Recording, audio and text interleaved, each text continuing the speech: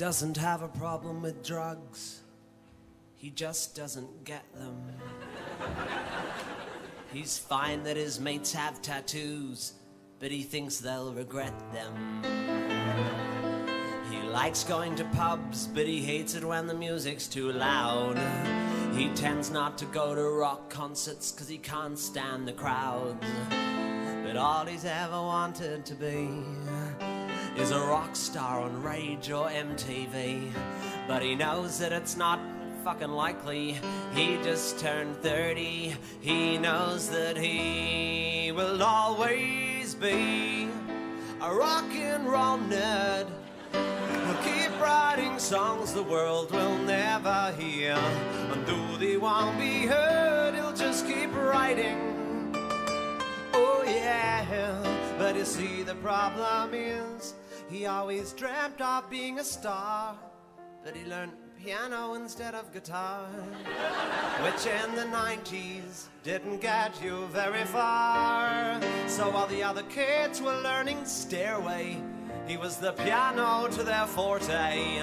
But he was convinced one day he'd rock their fucking asses, be an icon for the disenfranchised masses, grow his hair long and rebel against the state.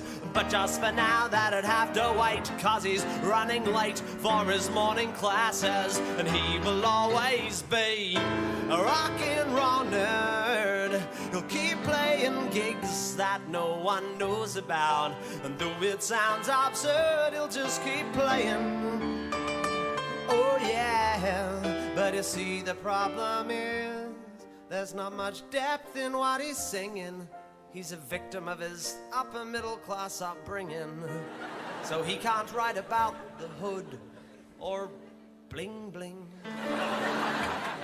So he sits and imagines his girlfriend is dead, to try and evoke some angst in his middle class head. But the bitch is always fine at 9:30 when they go to bed. And he's not spent a single night in prison. He has no issues with nutrition. He has no drinking problem and no drug addiction, unless you count the drugs they put in chicken. And marijuana always tends to make him cough. He doesn't look good with his t-shirt off, and when he tries to act tough, you can tell he's tricking.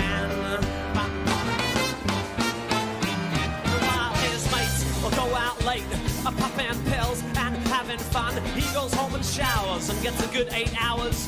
He gets his thrills from his morning run, and while his mates will go on dates, taking speed and drinking cans of Jim Beam, he stays home and cooks, curls up with a book with the girl he's had since he was 17. Cause he's never really been part of the scene. Give him Guns N' Roses, he'll take Queen. He's more into Beatles than the Stones. He's more Stevie Wonder than Ramones. And he's never owned a panel van. He never shot a Pantera band. He doesn't know the difference between metal and thrash. He couldn't tell you nothing about Axl and Slash. He likes Ben Folds and the Jackson 5. He knows all the words to Stay Alive. And though he wants to be all grungy and cool, he spent 11 years at a private school. So it don't matter how he tries, he cannot hide behind his rock and roll lies. Cause you've either got it or you don't. You'll either rock it or you won't. You've either got it or you don't. Rock it or you won't. You've either got it or you don't. He knows that his music lacks depth, but it just can't be helped.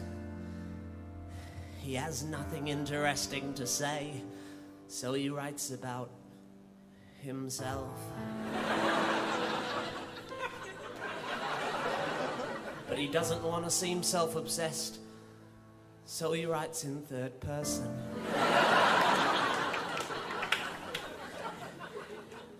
In an attempt to seem more rock and roll, but he suspects it's not working. And deep in his heart he knows that he'll never be Silverchair or Eskimo Joe. And even if he was quite pretty with small pants like Kylie, he knows that he will always be a rock and roll nerd. He'll keep writing songs the world don't care about. And though it sounds absurd, he'll just keep writing. Oh yeah, yeah, yeah. You can criticize him, but he won't care, care, 'cause he wants to rock, and he will never be deterred. But he'll always be a fucked up little try-hard wannabe rock and roll nerd.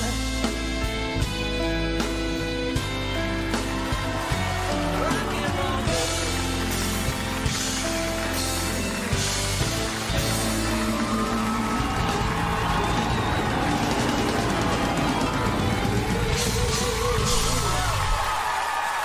Good morning, ladies and gents. How we doing? You feeling good? I know I am. Sorry, we're starting a little later than normal today. Had a couple of technical things had to sort out. You guys know, if you came by to our Twitch stream yesterday when we tried Twitch, we ran into a hiccup where one of the cameras almost melted. So we had to swap that out. And that started a whole thing of like, well, if I have to take all this down, I'll just rearrange. I'll put the light up over there, and then I'll put the camera here, and it's a whole thing. But we're here now. Melted is an exaggeration, but basically this is one of my spare cameras that I'm probably going to sell. But basically with these Sony DSLRs, they're very nice, but like when you're doing 4K 60, all that heat sits right here. And there's no cooling, there's no fans or anything. So what you do is you pop this screen up, you hold it out, and then you hope that this backplate can basically passively cool the whole camera. And you usually can do that for a little bit. These cameras, the A7S Mark IIs, these can only go like 4K 30 for about 40 minutes before they overheat and turn themselves off. Otherwise, they'll damage themselves. The new A7 Mark IV that I was trying yesterday lasted about 2 hours, almost 2 hours on the nose, and then it shut itself off for this because it was overheating, which is a bit of a bummer. But what are you gonna do? What you gonna do? I pre-purchased Diablo, so there's the beta. Install. Because I've heard the beta is kind of a bit of a cluster, so I figured we would try it, because why not, right? What we're doing today, though, anyway, besides melted cameras, what we're doing today is, feeling fresh, feeling good. We're going to talk a little bit about that Titanic game that's on the horizon. And that is something I can also show you because I also have access to the actual demo where you can actually explore the Titanic, at least as it is now. It's not finished yet, but it's a work in progress. They're working on it, obviously. But I have this so we can look at this, and we're later in about an hour, we're going to hop on a Discord call with the guy behind this project that's making it happen. We watched the video with him probably, I don't know, maybe 2 weeks ago on stream. And you remember they were like recreating the hull of the Titanic 1-to-1, like doing crazy detailed work. And I was like, ooh, this is conflicting. I don't know how I feel about that. Well, he and the team saw the video, and so they decided that they would reach out and hop on, and we're going to chat about it and get our thoughts out there. And so if you guys have any questions for them, we can answer those, and I'm sure they'll be happy to answer them, and we'll actually get to tackle that. So that's going to be kind of cool. Ooh, thank you, Rari, for the $1.99. What's good, Saluk? How is Gohan doing today? Gohan is blessed. Blessed be to Gohan. Lockie is doing really, really well. He's been sick the last few days, but he's doing much better today. And then Nikki and I think, got whatever he was sick with. So we're both a little kind of dragging. But what are you going to do? But, yeah.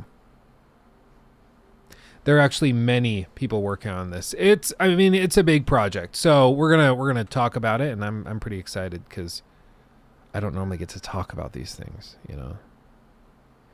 So I'm pretty pumped about that. Where did my tab go? Okay, it's on its way. So yeah, we're gonna do that. I'm not talking to you, Mrs. Personal Assistant. Okay.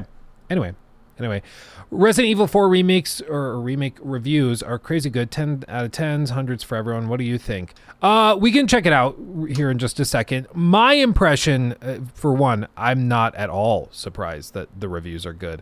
As I've said before, reviews for games like this are always, unless they suck ass, if it's a beloved game from years past, and if it's a game that is like being redeveloped by a competent team, almost always it's going to do very, very well in the reviews. And that's primarily because who are they going to assign to review Resident Evil 4 Remake?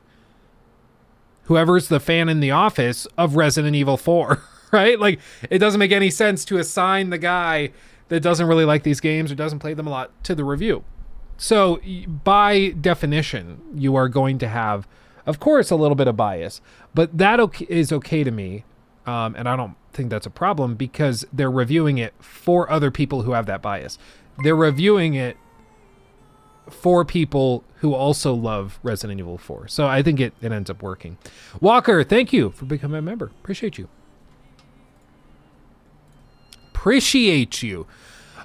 So yeah, I guess let's just see what they're saying. We'll pause the Witcher music. We are back on the inferior chat. Yeah. Well, so those of you who missed it, yesterday we did go over to the dark side for a couple of hours.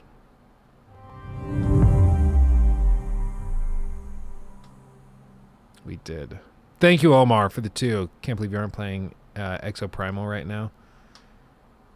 Oh, we'll see what happens. The day is young. The day is young. Palpatine noises intensify. Well, it's just like, here's the thing. I have said many times, as a streamer, I personally prefer streaming on Twitch. The tools over there are way better for streamers. Native support for, like, you know, chat integrations, alerts, collaborations, all that stuff, clips, everything is way better on Twitch. However, it's not, believe it or not, it's not all about me, and I can acknowledge that. A lot of viewers prefer, modding tools is a huge one. Yeah, here on YouTube, our mods can't ban people. They can time them out.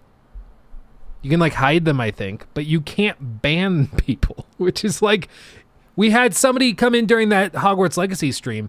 They were upset we were playing Hogwarts Legacy because apparently we're all bigots. And so they came in and they started typing out the N-word, hard R and everything, in all caps, into the chat to try to get the stream flagged so we'd get, you know, a community strike, basically. All because we played a video game. And the mods couldn't even ban them. They had to time them out.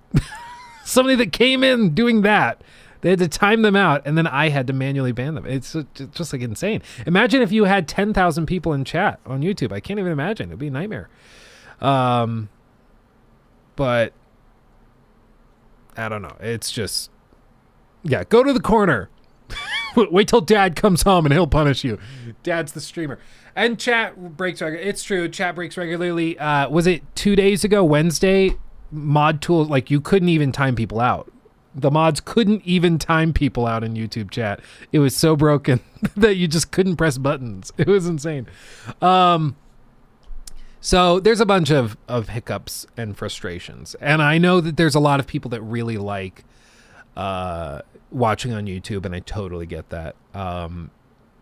And personally, I prefer watching on YouTube as well. I'm personally a YouTube fan. I spend most of my time on YouTube. However, for live streaming, it's pretty clear that Twitch is just currently better. YouTube's getting better. Twitch is seemingly actively getting worse, but their CEO just resigned, so it could get better. Who knows? Proto, thank you for the 2 months as well. Guys, Luke seemed to have enjoyed his Twitch stream a bit too much, just saying. JK, I also enjoyed watching you on Twitch, Luke. You have my vote. Thank you.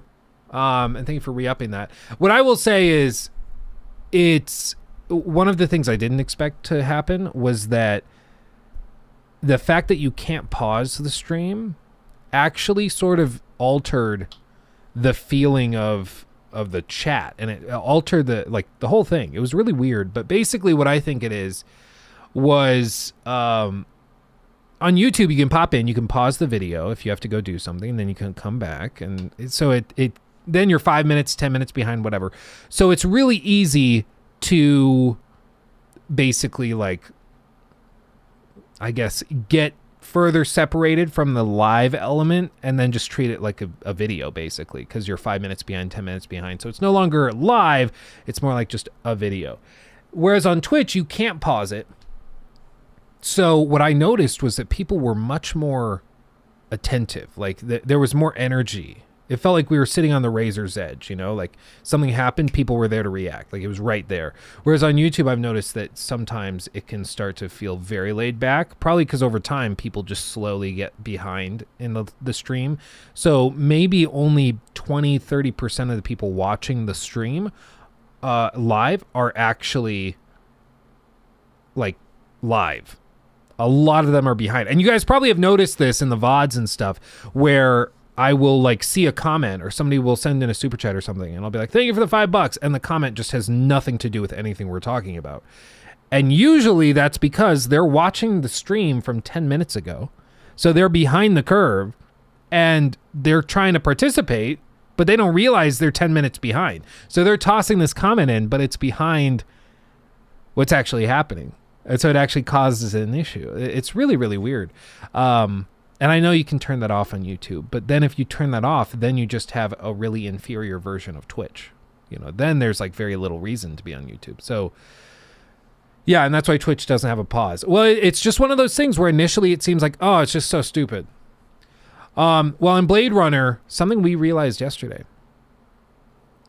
that I don't think you'll hear from many streamers on Twitch because this hurts their bottom line. So they just pretend to not realize it. It's pretty cringe.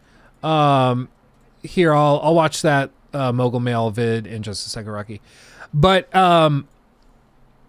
it's one of those features that initially seems what was I saying? Anyway, what I was saying, I just got like 3 thoughts intercrossed. Okay, anyway, what I was saying is we figured out how to turn off those automated ads. You can turn them off. They are on by default. So basically, as you're watching a stream, every like 30 minutes or something, it'll play 3 minutes of unskippable ads. And they turn that on by default because the splits decreased. So that's how they tried to help creators pretty much even out their income. But it's super freaking annoying. If you're not a sub, it can be very frustrating to watch because you're just constantly being pulled out of it. However, you can turn that off entirely. It's probably not smart. You probably should leave it on because money, but you know what? It's probably pennies on the dollar. I went back and I did like some analysis of the YouTube stream, and super chats and memberships are like 98% of the revenue because pretty much every single stream that we do gets copyright struck eventually. It's ridiculous, but pretty much every single stream. So you can't really rely on ad revenue on YouTube streams, which is weird. But I think it's because YouTube goes back and if they copyright detect something, they take all the money from that stream. Whereas on Twitch, it's like, you weren't caught live, whatever. They just kind of ignore it, you know? It's really weird. I haven't watched any Twitch since January. I can't stand those ads. Yeah, the 30-second ad to be greeted with is frustrating. Honestly, I think if we make the move back, I'm going to sign up for like Twitch Turbo or whatever it's called, because I personally don't know if I'll be able to tolerate it. It's just, but that's the reason that they have stuff like that. You know, some people say they don't like watching YouTube because the ads are frustrating, which I get, but that's why you install an ad blocker. That's why you get YouTube Premium. I greatly prefer YouTube Premium, so we can make a deal with them again. So they let me go back through as a partner. I don't know if they'll do any sort of signing bonus or anything. I highly doubt it. But who knows? Who knows? You can skip them. You can skip some of them. Sometimes they're unskippable, which sucks. You want me to try again? Oh, you want me to try? Oh, like to get them to give us a deal? I mean, I, of course, have no problem with that. But my managers also, I don't think they've been able to get anything. And even like the huge guys that have like 2 million followers on their stream accounts, even they aren't getting deals. I think, wasn't that the deal with like Ludwig? Is he came back and he was like, you're going to pay me more money. You're going to give me a signing bonus to stay on Twitch. And they're like, nope. And then YouTube offered him maybe like 5 million or something. And then he's like, okay, I'll go to YouTube. Bounced over to YouTube. So I think that's just their approach. Who knows? Maybe they'll change it. Maybe they'll change the policy. But as of right now, I don't think so. Okay, what's this mogul mail thing? Big Twitch news. Let's see. Can you imagine if Ludwig moves back? That would be really, really funny. What you got, Ludwig? Orders, and I see almost nobody talking about it. So let's talk about it. It starts with this guy. Now, there's 2 things you need to know about this. He looks like the CEO of Twitch, doesn't he? He just has that vibe. Wait, hold on. Hold on. I still have the crop thing. I did some work rearranging monitors and stuff, so now I don't have to crop the ultra wide. It's like a whole thing. Also, yeah, we swapped the microphones out. This is the mic I was using before. Oh my god. And I love it, the RE20, but I realized I had this moment where I was watching back one of the videos because I was trying to match lighting, and I realized this thing is freaking gigantic, and it blocks up so much of the screen. I was like, what if I just pull out the SM7B that I have in storage and I try that again? I'm liking it. I don't know. There's a reason this is like a favorite of streamers and YouTubers. It's because you can just grab it, move it. It's fine. It's got the built-in pop filter. It's just solid. It's a good microphone. This one's like much more studio based. Like it's meant to be a whole thing. Yeah. Why do people wear bow ties? They look ridiculous. I don't know if it's your thing. It seems like people who wear bow ties, that's all they wear. Like that's their thing. Bill Nye, this guy. I don't know of many other bow tie people. I think Tucker Carlson is also a bow tie guy. But like, it seems like you wear bow ties and nothing else. You don't wear regular ties. You don't go without it. It's part of your personality. It's probably because they're so unique and weird. It's like King Cobra, who wears the dog collars. That's most definitely what's up. You know, like he wears the big old dog collar and wears it day in, day out. That's his thing. Like bow ties are just a fancier dog collar, basically. Guy. You might not be familiar with him, but it's time to get familiar. This is Emmett Shear, the CEO of Twitch. Now you can forget about him because he has stepped down as CEO of Twitch, which is kind of a big deal because he has been at Twitch for as long as anybody can be at Twitch because he's one of the first 3 founding members of Justin TV, what it was called before it was fully switched to Twitch. Actually, he's worked there since, did he just say this? But I don't know. He worked there since before it was even called Justin TV. Like he's an OG, original gangster. He's been there forever. He started in 2007. Steffi, Rocky's lying. I don't know yet. I will say yesterday went really well, but I don't want to make any promises. I have a lot to think about, you know. And he became CEO in 2011. Yeah, one of the founding fathers. When they made a spin-off of Justin TV for gaming called Twitch TV, which is what you now know today. That's been acquired by Amazon in 2014. And he went through all of that. He went through the acquisition, he went through COVID, and he went through the shit that they've been going through the past year. Yeah. Well, and what some people have said, I've heard conflicting reports. Some people are saying, here, I'll do the Ludwig thing where I'll hold the microphone the whole time. So what I've heard from multiple people is that apparently this new CEO is the guy that's actually been basically running the company for the last like 5 years. This guy, the Emmett, whatever his name is, he apparently has been pretty much AFK. Most of the work has been done by this president of the company and other people. I don't know if that's true. I really don't know. But it's why like some people are seeing this as a really good sign because like, oh, Twitch has been a disaster. Leadership is changing, so it's probably going to be better. Maybe, but it may also be that the guy replacing him is somebody that, you know, is actually way worse. Who knows? But what did somebody just say? Proto, Luke, apparently Asmongold has also had dinner with this new CEO and probably will have him on stream sometime soon. You know why that excites me? Because Asmongold is kind of a polarizing character, and his whole thing is like he's a free speech guy. He's a guy that is like, oh, I'm just going to do what I do, and if you don't like it, dry up. And he's just like, he doesn't try to split hairs. He's not toxic. He's just very... there's a reason people call him like the king of the neckbeards. He's their emperor.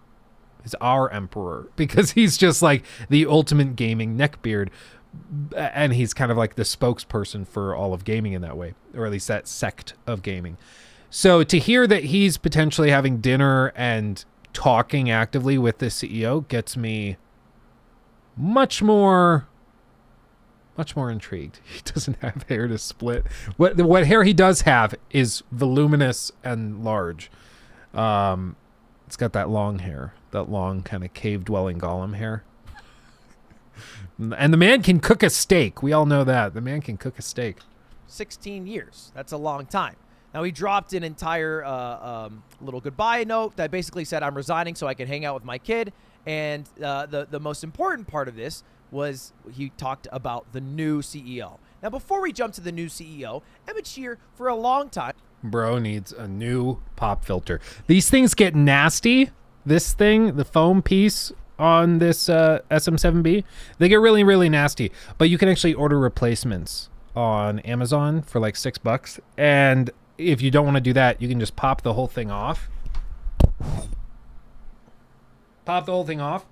And then you like steep this in hot water and like Dawn dish soap and then rinse it. Works wonders. Because this thing that he's using right now is freaking nasty. Look at all the crap on it. And I mean, it makes sense. Like, you're just spitting in it for hours a day. Like, yeah, it's going to be disgusting. But bro needs a new one.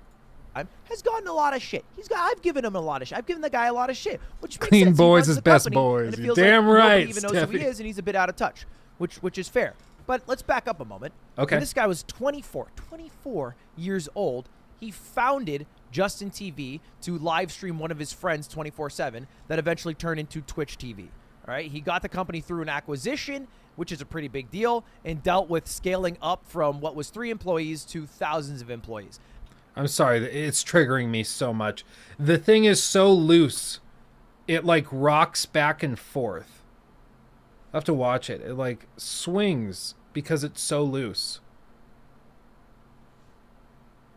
The dude makes more than I make in a year in like 2 weeks. He can afford to fix this. It's like a lug nut. I'm not saying replace the microphone. It's like a washer. Replace the washers in here. Go to Home Depot. Spend 30 cents. You'll be so thankful. Very hard things to do. Now, in business, there are people who are really good at creating see what I mean? And then there are people who are really good at running scaled up businesses with thousands of employees. I've always felt like Emmett Shear is more of the former than the latter. I feel like ever since StarCraft 2 fell off, he's checked out of any of the things that actually matter in the space, like the just chatting category, which is the largest category for Twitch streamers.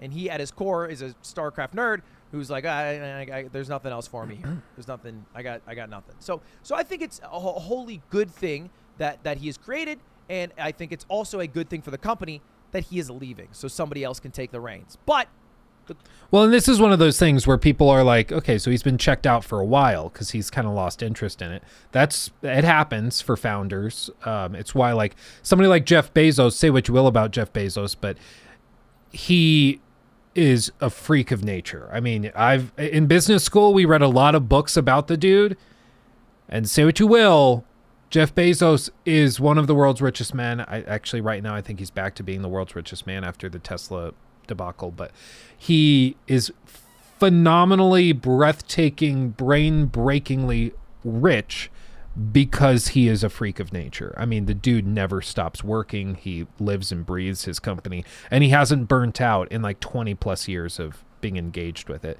until he recently like stepped down and, you know, let somebody else take over as CEO.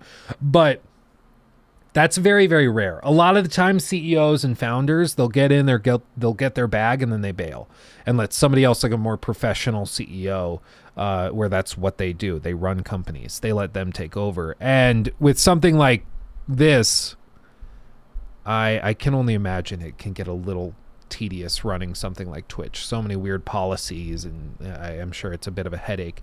But it begs the question, like, okay, well, if he's been checked out, who's been making all of these decisions that are not good for Twitch creators? Who's making the decision to basically embrace softcore porn as like the main category on Twitch? Like, it's really, really weird. Question, is the new person actually good? Well, Bill Gates still involved with the goings on at Microsoft. I think he sends a proxy to the board meetings. He's still a major shareholder, of course, but he's not like in the office or anything. He spends most of his time working on the Bill and Melinda Gates Foundation stuff. Which, I mean, good for him. He spends more money than you could possibly imagine. More money than most governments on like fighting AIDS in Africa, on offering vaccinations to people in impoverished communities. Like, I have a lot of thoughts on Bill Gates. There's a lot of reasons to think he's kind of a prick and that I would have problems like founding a business with him or something, but he has also done a lot of good. I'll give him credit. This is the guy. This is Dan Clancy. Now, I'm pulling up this picture of him because, one, it was on Wikipedia, and two, this is how he was dressed at TwitchCon. So this is how every single streamer saw him. And to his credit, Dan Clancy was very forward at TwitchCon. I remember having many conversations with streamers who had met him because he was the president of Twitch at the time and had gone up to them to talk to them and see how they're feeling and all that good stuff. He was doing a little schmoozing. You do a little schmoozing every now and again. Now, Dan joined Twitch in 2019. So he's probably credited with growing the site a lot. I don't know how much credit you can give to Dan and how much credit you can give to a novel coronavirus that made everybody get locked into their homes for a couple of years and then make content blow up more than it ever had. But he gets enough credit that now the guy is the goddamn CEO. Before this, he worked at some social network called Neighbor City, Neighborhood. I don't know. I think it's like where a bunch of Karens in a neighborhood yell about someone who's driving down the street that looks a little suspicious because their Toyota Camry's beaten down. Anyway, there's a few people who are maybe rightly concerned with the new CEO, Dan.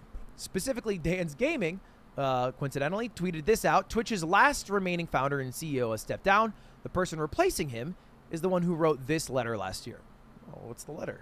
Why not 70-30? Oh. So he's this guy.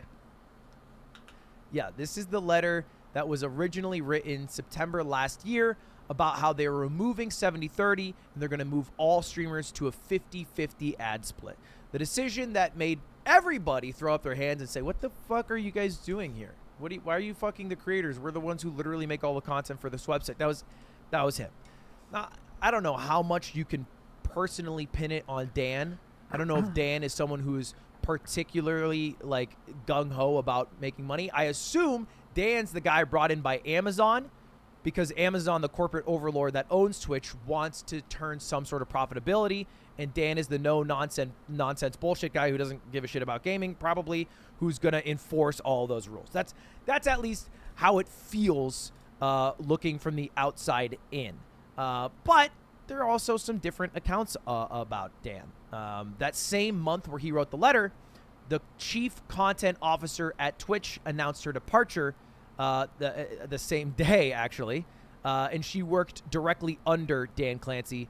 And when the news was announced, she left and said he's out of touch with creators and profit-focused, which I think is Twitch's whole MO. And we have... Wah, wah, wah.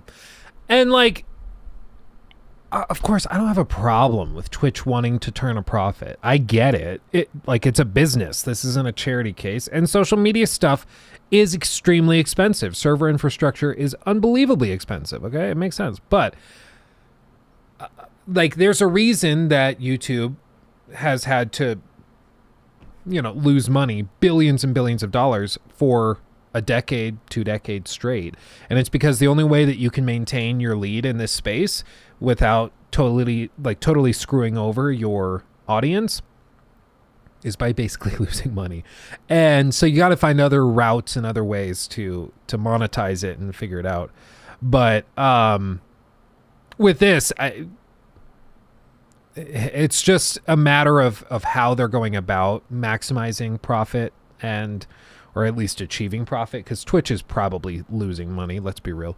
But I don't know. It really, really worries me that the guy taking over is the one that is trying to cut pay and do all of this stuff, because I think he's probably honestly just like, no, these are Twitch streamers. They're going to stay on Twitch.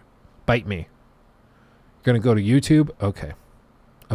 Have to understand at the end of the day, even though I want creators to be supported, and I am a goddamn creator, Twitch is a company that is trying to drive a profit, and as much as they can mask as someone who's trying to be your pal, and this is just good old Twitch here trying to create content.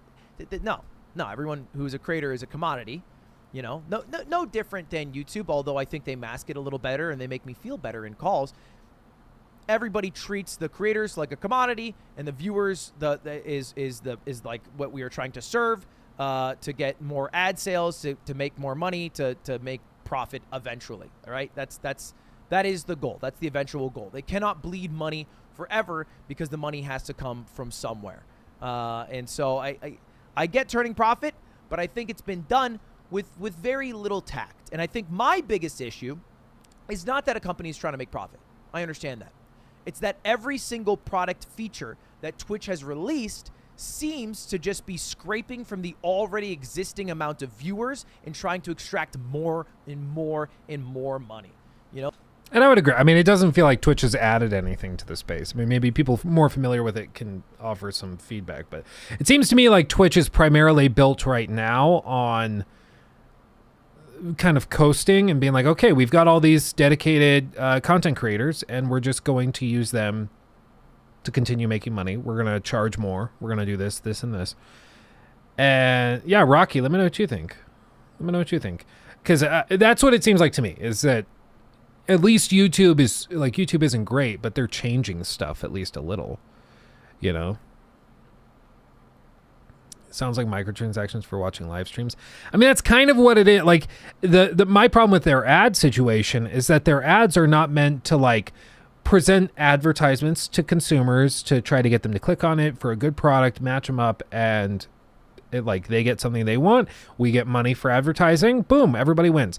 It's not built like that. Twitch's approach is make the viewing experience so freaking annoying and tedious that people say, screw it, and sub or donate or whatever, and just to get rid of that, or become Twitch Turbo members, just to get rid of those ads. And honestly, it's not a bad strategy, and that's why I think a lot of these streamers, if they're relatively, I guess more, I would not put this past some creators who are fairly sophisticated. I think a lot of them probably would look at this and be like, well, I mean, the ads suck, yes, but my fans are still going to watch me. So now they'll probably just get so annoyed with the ads that they just sub anyways, even if they weren't going to, even just a Prime sub. So maybe it's okay. I think that's probably the conversation that happens behind closed doors, I would guess. Bro, they're owned by Amazon, who limit the time their employees can use the toilet. Yeah, no, there's no doubt. Amazon is the ultimate corporate overlord. By and large, from Wall-E, that's Amazon basically. Yeah. No doubt.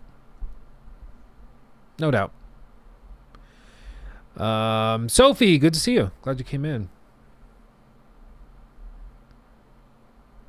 I don't know, Rocky, let me know your thoughts. I thought you were typing out your thoughts. No, they even took ways that people used to donate directly to the creators, like tips, and they took it and they said, now you do cheers instead, where they get a cut of that donation. And they have hype trains, so that if you start subbing, it's like, oh, now you got to be part of this hype train to keep subbing. They added gifting to insane levels of donations that now people can give through Twitch. All of it, just different ways to extract value from already existing viewers. And my biggest gripe is, why don't you add some fucking viewers? Why don't you make some products so that there's some discoverability on the platform? You know, why don't we create some sort of system in which people can grow on Twitch natively without having to grow on YouTube or TikTok and then bring their viewers over to Twitch, which is basically like the final money extraction pit. It makes no sense, and it seems too reliant on other websites, and they lucked out with COVID. Otherwise, I feel like they would have had to have switched their strategy about 3 years ago. But now they get away with it. Now they get away with it because they blew up because of COVID, and they don't have to actually make that change. But that change should come. That they can't just keep extracting money. I'm pretty sure, didn't the CEO of Twitch say that, like, the best way to grow as a streamer is to bring a community from somewhere else? I'm pretty sure there was like an interview where he straight up just said, oh, how do you grow an audience on our platform? You grow it somewhere else. It's just like, okay, that's cool. And like, let me be clear. I don't know what the answer is. I don't know what, like, the best thing, everything nowadays, it's like, add basically a mini TikTok thing in Twitch for Twitch clips. So there's like a separate tab on the app, and you can just scroll through clips and highlights from people's streams.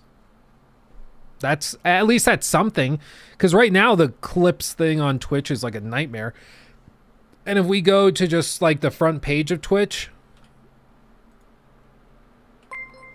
like look, have a switchblade comb at any. Like, this is the extent of discoverability. Like, they have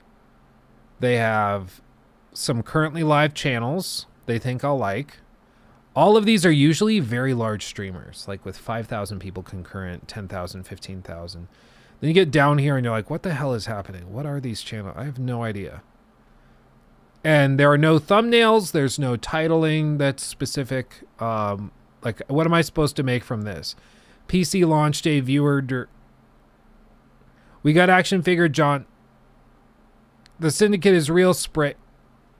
Like, you can't even tell what the stream really is about. So the extent of your, like, ability to discover new creators is tied up in whether you recognize the name of the streamer, or if you are looking at this and you're like, I don't know. I like Apex. I don't know who this guy is, but let's see. And they pop in and you're like, oh, okay, maybe I'll like this guy's stream. 1.1 million. It's got the great title. It's art you wouldn't get it. That is a little funny. I'll give him that. It is a little funny. But it's just, discoverability is laughably bad on Twitch. I'm sorry, did you like this, Ludwig? I screwed you over. Taylor, thank you for becoming a member. Appreciate you. Let's see. Rocky said, so here's the thing. After signing so many creators, YouTube has grown complacent, especially for the young guy. Also, Twitch, on the other hand, has tried to earn profits and help creators, but all it did was make creators rich, and Twitch barely made anything. Plus, the community asked for ads when they added it the way people are used to it, the same as YouTube. People complain. That makes sense. Okay, you also DM me your thoughts. But all it did was make the creators rich, and Twitch barely made anything. Plus, the community asked for ads when they added it the way people are used to, the same as YouTube. People just complained. I mean, to me, it seems like, maybe it's just because I'm used to YouTube Premium. It really seems like ads are more aggressive on Twitch. Like, unskippable. And I think the reason it feels especially more aggressive on Twitch is because ads are... I'm just going to go ahead a few frames to help him out. I think it's because on Twitch, there's no pause. So if an ad pops, you're missing stuff. Whereas on YouTube, it's an ad. Okay, but once you get through it, you're just going to continue where you left off. you know? So I think that's part of the reason it feels really aggressive. Don't you think big creators are already making a crap ton of money? I feel like they need to make the little guys pop off a bit more, but the big streamers are whining. I mean, obviously the top guys are making stupid amounts of money, but the key is like, what's the freaking graph look like? It's like Twitch streamers, viewership stats, something like this. Is this it? Live viewers, maybe? I want to know the average. Stream time, watch time, active streamers, games. No. This isn't quite what I'm looking for. I'm looking for like the chart of how many people are actually streaming at any given time. How many concurrent viewers they have on average. Growth statistics, maybe? I don't know. But it's something insane. Like 98% of people streaming on Twitch have like one or less viewer. So 1 or 0. And that like gets a little depressing because you're like, oh my God, that is like, that's not much. And millions of people are doing that. But you pop over to Twitch and what you're greeted with are the big guys. And I think this is more my frustration is that like you come in here and you're greeted on the top, live channels we think you like, 4,000. 5,000, 4,000, 1.2, 3.9, 27,000. And like these are huge streamers. And these are the guys that are making millions.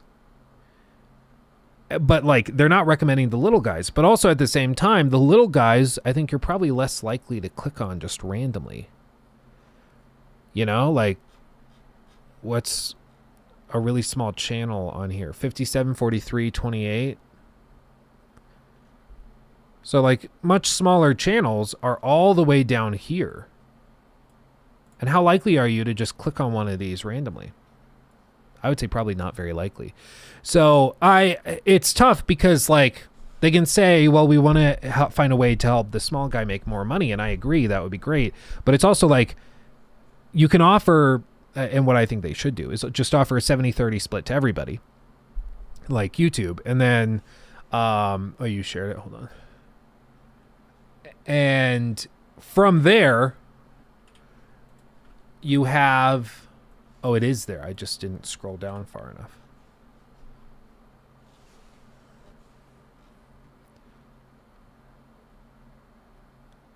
Average concurrent channels. There are on average at any given time roughly 90,000 people streaming.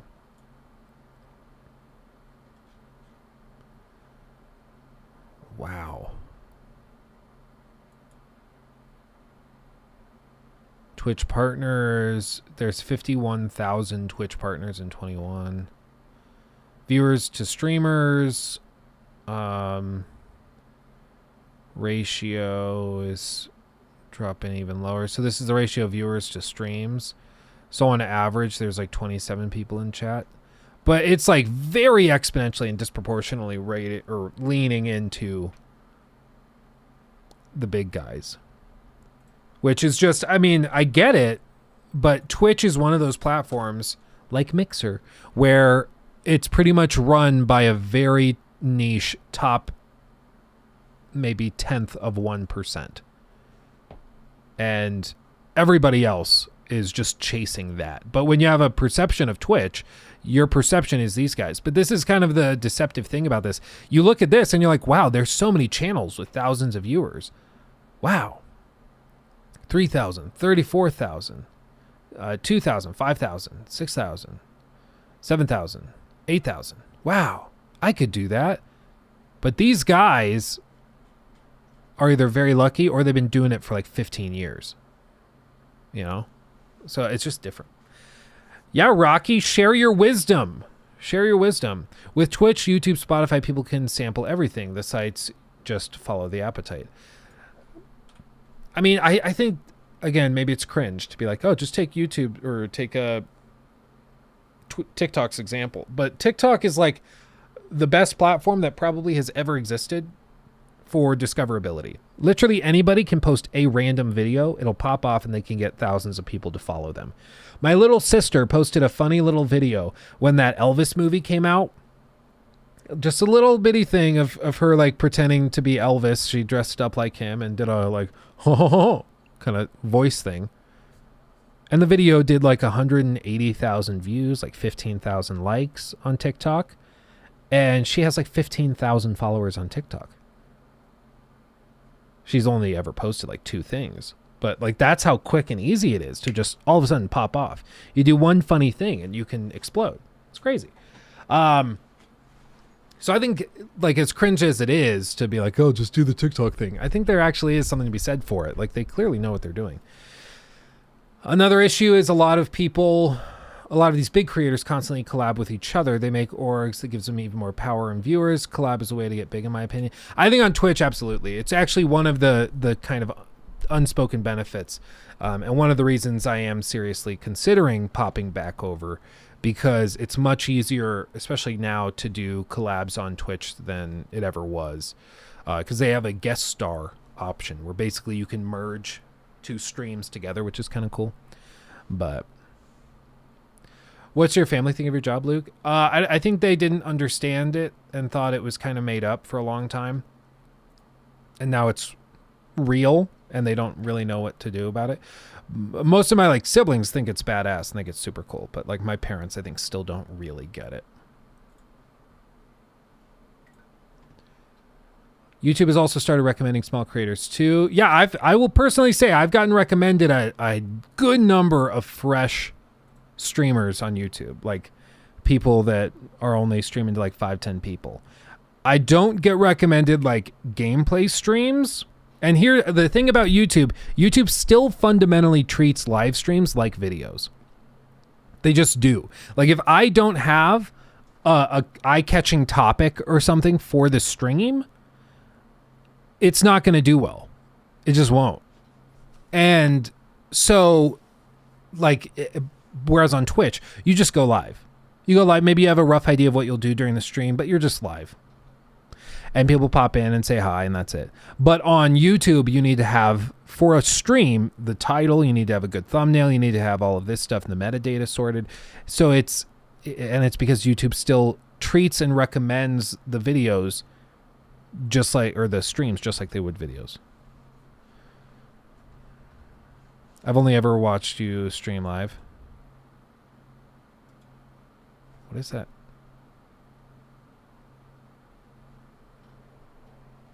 Something's vibrating. What is vibrating on my...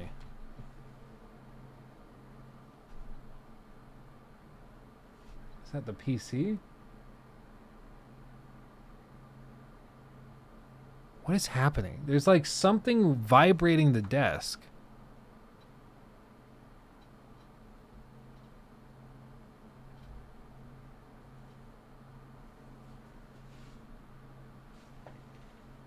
I'm so confused. I feel like I'm going crazy.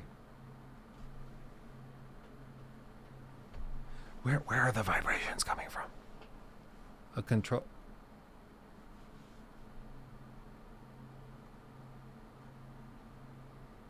No, there it is again. I thought, like, is my phone vibrating? Is it...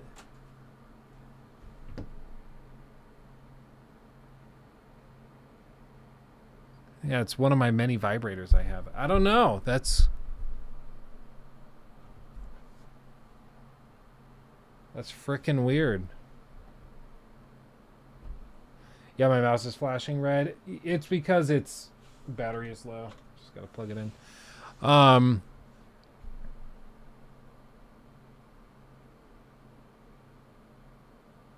Yeah, I can feel it pulsate. I can hear it vaguely. It's like a bzz, bzz, bzz, bzz.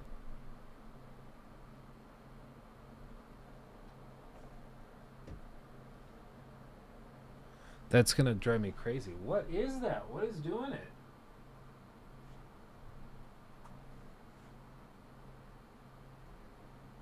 Is it like the monitor? Is it a cooling fan in the monitors?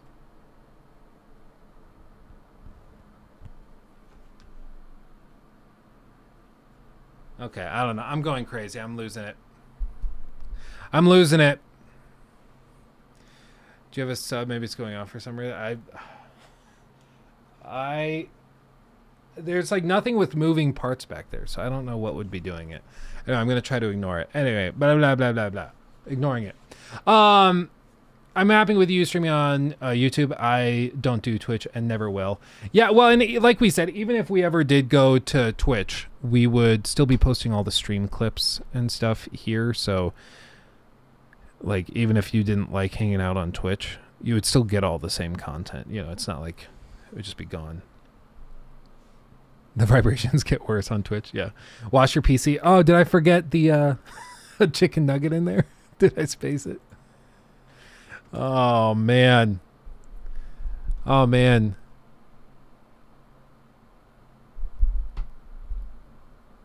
The 4090 is getting ready for Soul Blast. Yeah, it's gonna take me to another realm.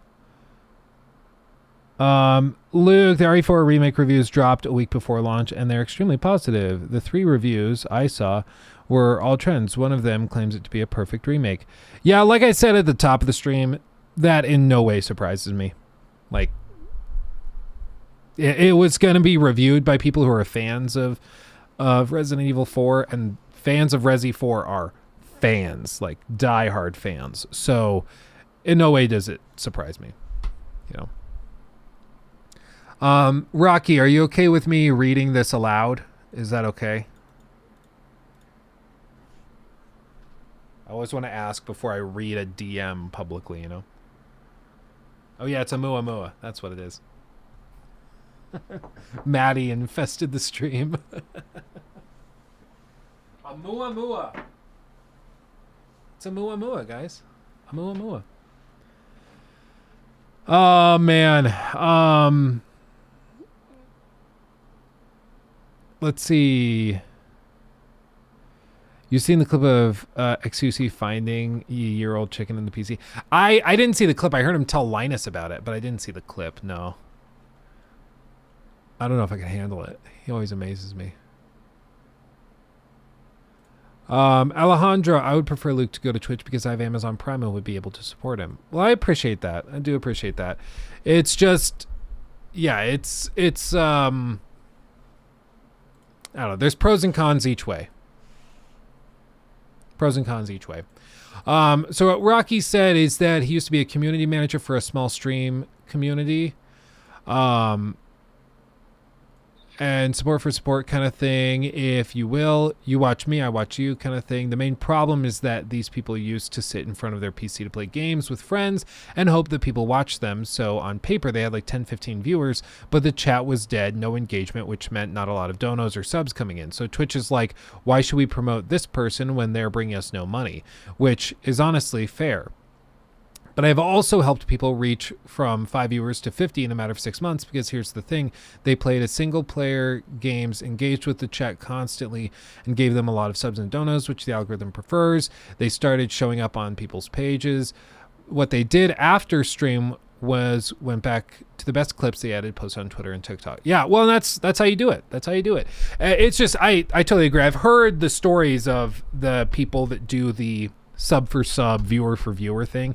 I saw one thing, I don't remember what YouTuber it was, but he did like a thing where he went and like he calls out the view farming things and the view, I forget what they call them, but it's like an actual community. It's like a Discord server where they schedule it. So they say like, okay, Luke is streaming from 10 a.m. to noon. So everybody on the server has to go to Luke's stream to inflate his numbers during that time, and then once Luke's done at noon, he stops the stream, and then we move over to David's stream and we watch his stream for 2 hours. And then after that, it's your turn, so then you'll stream from 2 to 4. Everybody moves over and joins that stream so that we see that, and the view, you know, improves and boosts. And that's why you can see these streams that have like 80 viewers or 150 viewers, and the chat is just freaking dead, because nobody's actually watching it. They have it pulled up in another tab. And for me, I've always been like, what? How is that? Like, how is that fun? Like, it's streaming for 99.9% of people is not a profitable venture. Even for me, we maybe break even, depending on the month. Like February, we had a ton of donos and gifted like memberships and stuff. That was great. Very much appreciated, everybody. Don't get that wrong. But other than that, like, we've only ever technically lost money doing this with how much I have to pay, like, Jacob to cut the clips together and the infrastructure of buying servers to transfer data and stuff. It's like a whole thing. But one day we'll probably turn a profit. But as for like most people, they're not making any money. Maybe like $50 if they have a few subs over the course of a month or two. So like they're just sitting in front of an empty chat playing games for like 3-4 hours a day. But they're like doing this whole tedious thing to farm views so they look more successful than they are. Like, how is that? I don't get how that's enjoyable. I don't know. I don't get it. I know you have been watching random XQC clips from his stream, so I've been doing something similar for you. Sent you a little something on Discord. Hope you like it. Oh, really? Oh. Interesting. Interesting. I might have to investigate that.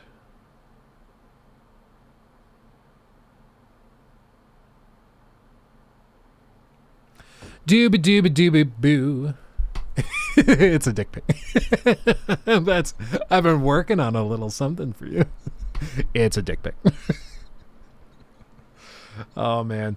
No Diablo 4 for you, Luke. I actually have it. I think we just finished downloading it. I think. Yeah, I just finished downloading it.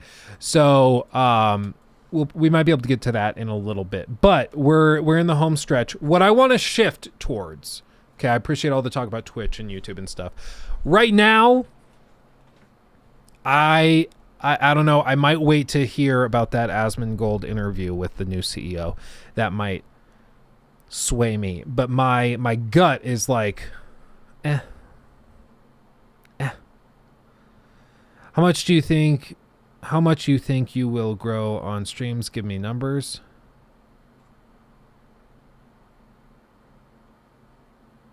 What do you mean? Or are you not talking to me? You might be talking to somebody else. Luke, is because you don't use stream lingo. That's a oh, sorry, no cap. Finnabussin. Yeah. As someone who used to do that, it's in the hopes you can grow your stream to the point where you don't need to. It's super hard and depressing to stream to 0 people. Oh yeah, dude. I mean, I can only imagine. Like it's why like I always tell people if they ever ask for help or like tips, I'm like, don't start doing the 0 streamer thing. Get like a little bitty community on TikTok or YouTube, focus on that, and then come over and have 5 people in chat or 10 people in chat who are active, because people will pop into streams all the time, and if they see a dead chat and a streamer who's not talking, they're just gonna bail. They're like, okay, this is weird, and they're gonna leave. But if they pop into a chat and a stream and they see the chats going and there's a conversation happening, they're much more inclined to stay. You know? So I don't know. I swear if you start saying poggers and soy boy and things like that, yes, Steffi, can you imagine? Like, no cap? Finnabussin? Dead ass, bro. Dead ass. I've heard that's the thing that like Nick says. Like, you guys remember the Dent story? Hold on, now I need to find it. Nick Merckx. Dent. And then I've got to actually focus up. This was so freaking funny. This was great. 300,000 viewers between the three of us, and you're like, oh my god. Okay, Chad, you are looking at the difference, okay, between Tim and I. And Clancy right here in front of you. I just wanted, all right, invite me. I just wanted to get food, but I didn't realize there's just two salmon order next to me. the Got food. 2 salmon next to me, okay? Looks like 2 fish just hanging I'm there? hungry, and Yeah, I have next to food me. right next to me. How?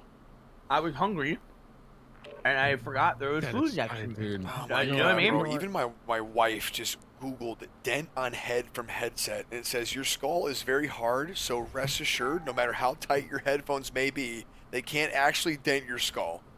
They can, however, leave an impression on the skin, which can make it feel and look like the skull has been dented. Horrible.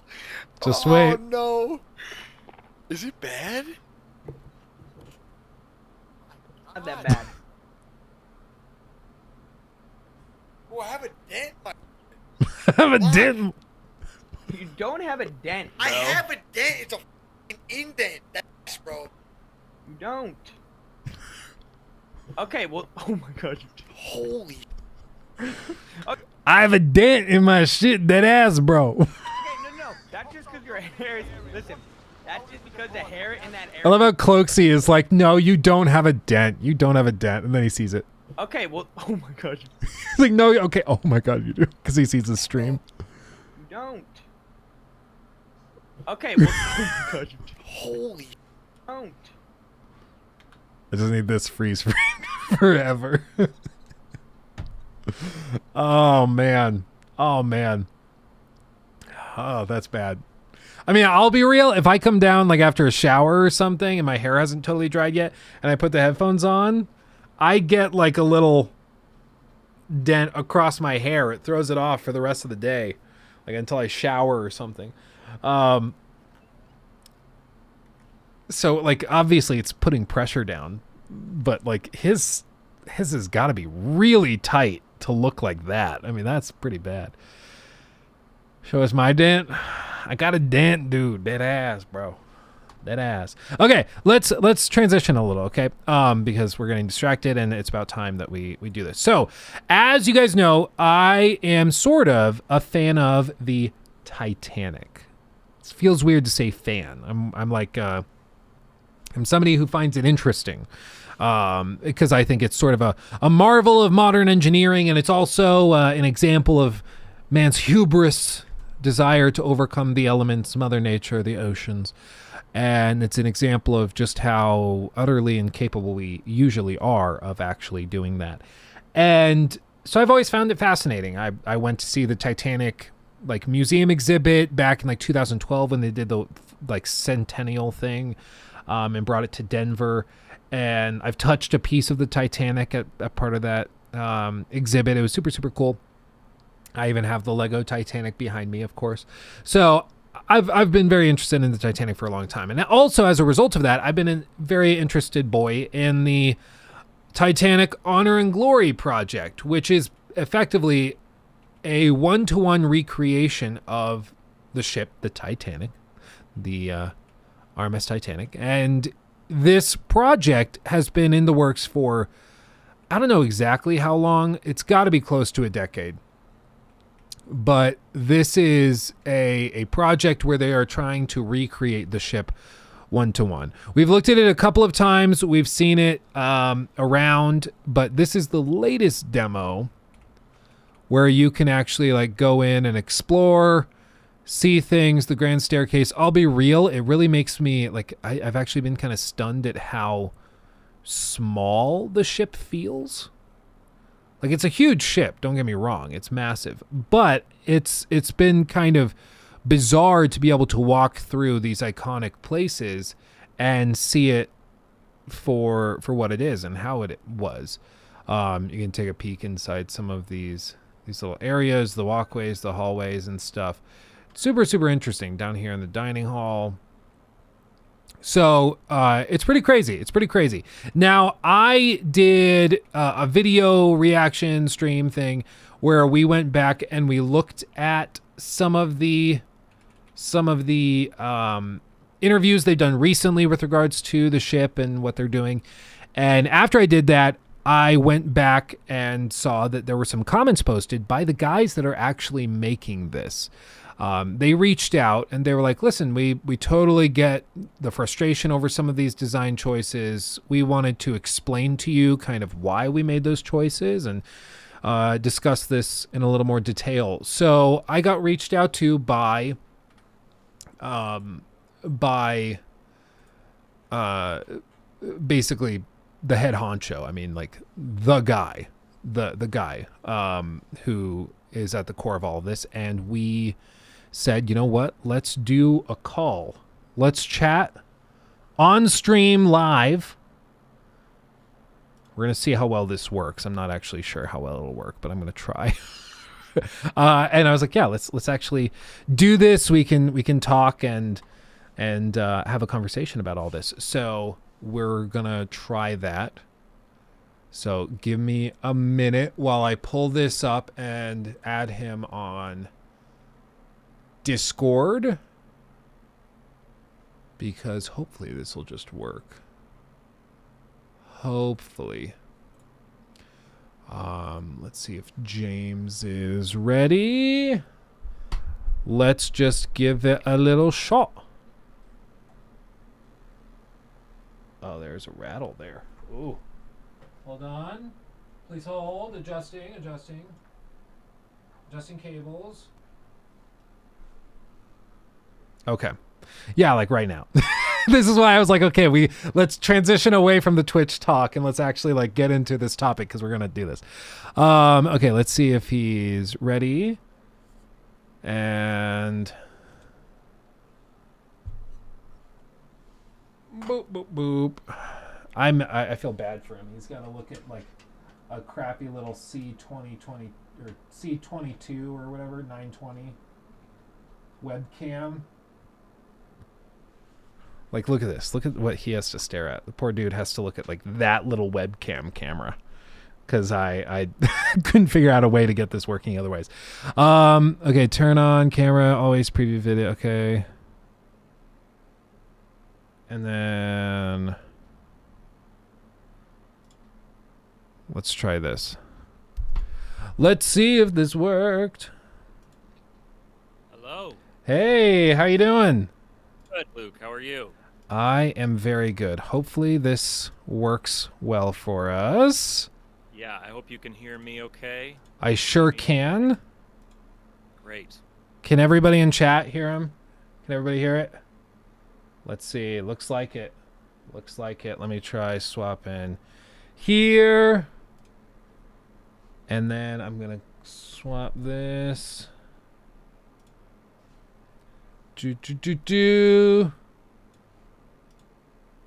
Oh, wait. No, okay, here. We're flying by the seat of our pants. I think that's sort of a requirement when you bring a guest on a stream. Yeah, I've brought in a few guests on our Titanic streams, and it's always a hectic mess. I have more monitors than any human being needs, specifically because I want to be able to do this kind of thing. And so this is the first time we're like really trying it live, and hopefully it works. Happy to be the guinea pig. This is also this is the first I think this is the first interview we've ever done that isn't like a stream of hours, you know. Oh, really? I'm pretty sure. I certainly haven't. So so we're all doing some new stuff. I do have some bad news though. Oh yeah. The stream or the demo that you were just playing is not the newest stream. Oh really? Yeah, that one was from 2017. Well, dude, it still looks really good. Yeah, it's spectacular, of course, and that's why we are, you know, the people know our names is because the work is really good. But yes, the demo that just came out 2 weeks ago is the same thing, but optimized like crazy. The visuals are so much better. It's also twice the size. The demo that you were just playing, I think, is 20% of Titanic, and the one we just released is 50%, 50. So it's quite different, but you know, people can see the demo. It's all a lot of different YouTubers have played it, and I have a stream. We did a 6-hour stream of it last weekend. So if people want to see the most up-to-date stuff, it's out there. But yeah, I think I've actually had this downloaded because I had it saved on my computer, and I was like, so I've had this thing probably since around that time that you guys originally released it. So that's crazy.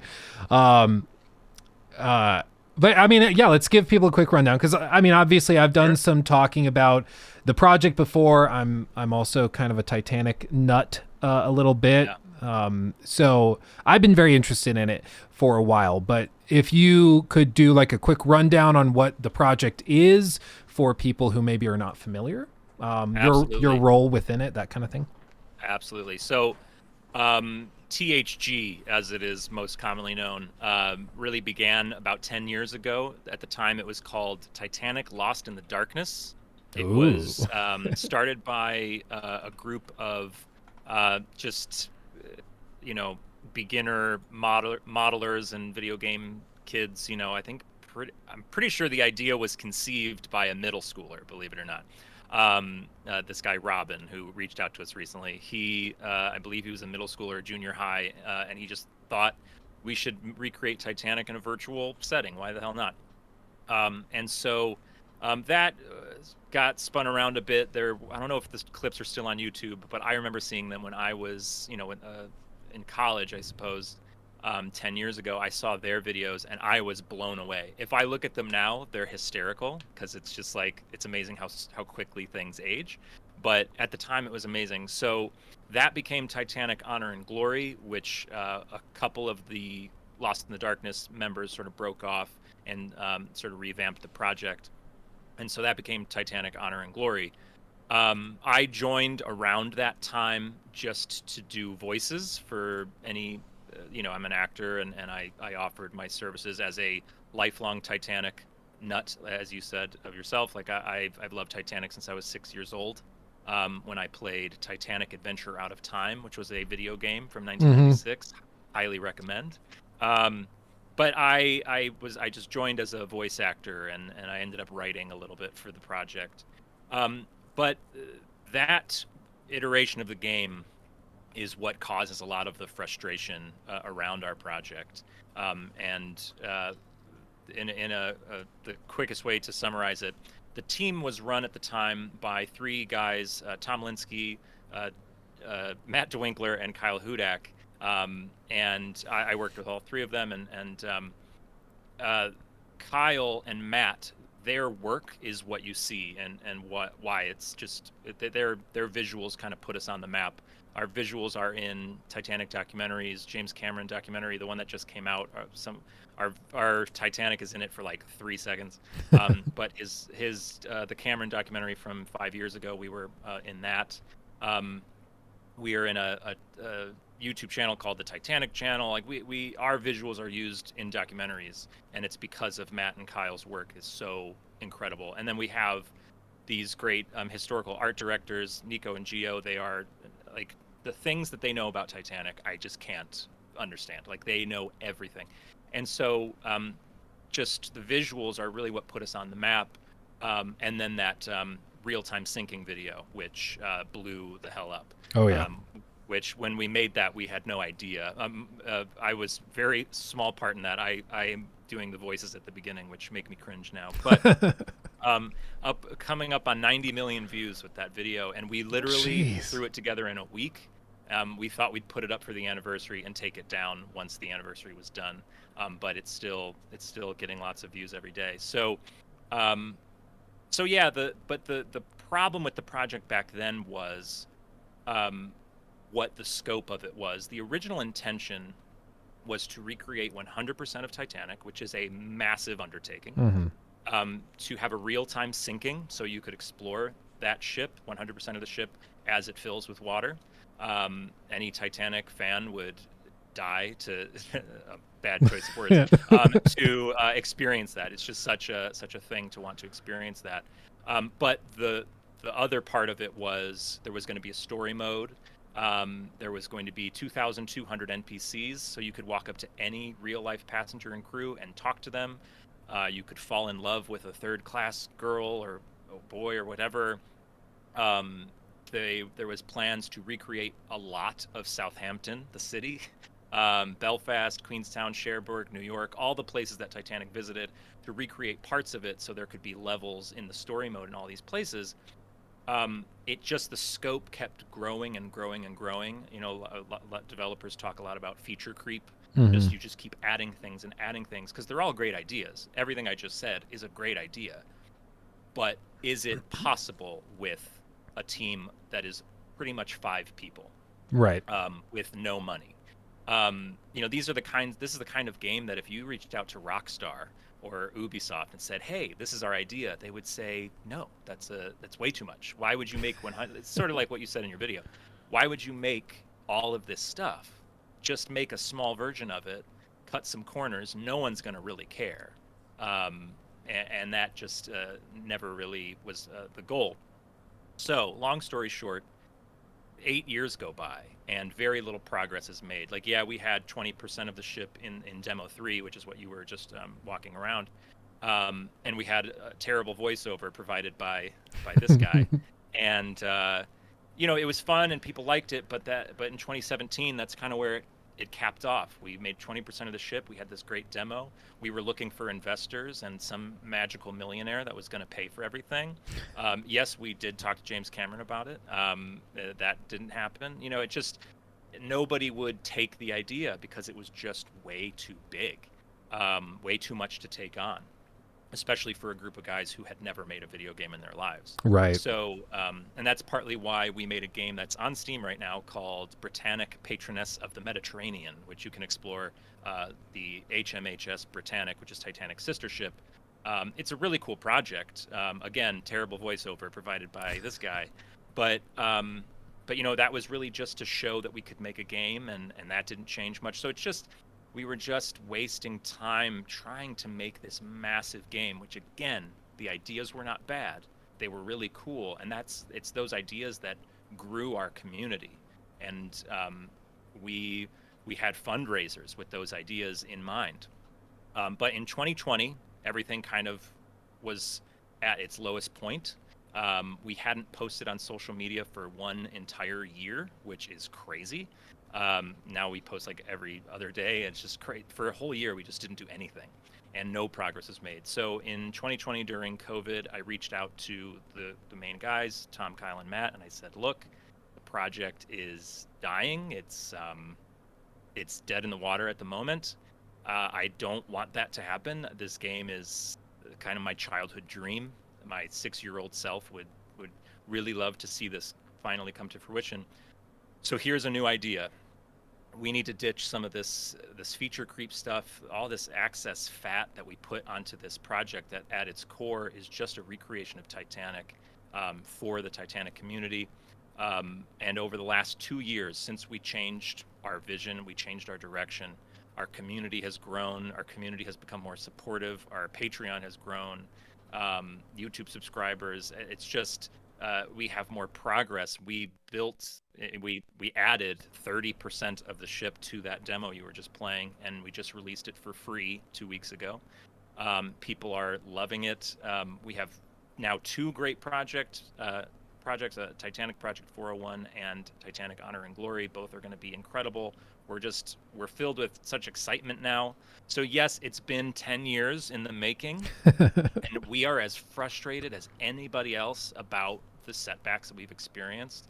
And as I've told every single fan that I have personally reached out to over the last 2 years, I've mended a lot of burnt bridges over the last 2 years. And I will say the same to you, because your video was mostly about just it's cool, but it's frustrating. It's cool, but it's frustrating. Mm-hmm. The frustrations are so warranted. I mean, we know more than anybody how frustrating this project has been. But over the last 2 years, we are very proud of what we've done, what we've accomplished. The new team, which still has Matt and Kyle on board, who are the backbone of these visuals.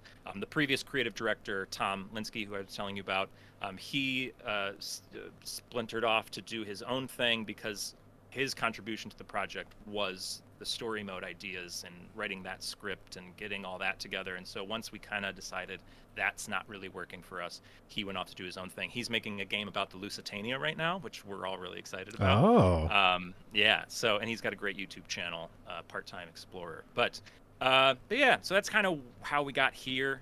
A lot has happened over the last 2 years, and a lot to come. But yes, frustrating. Yeah. Well, and it's yeah, I think you answered a lot of stuff there.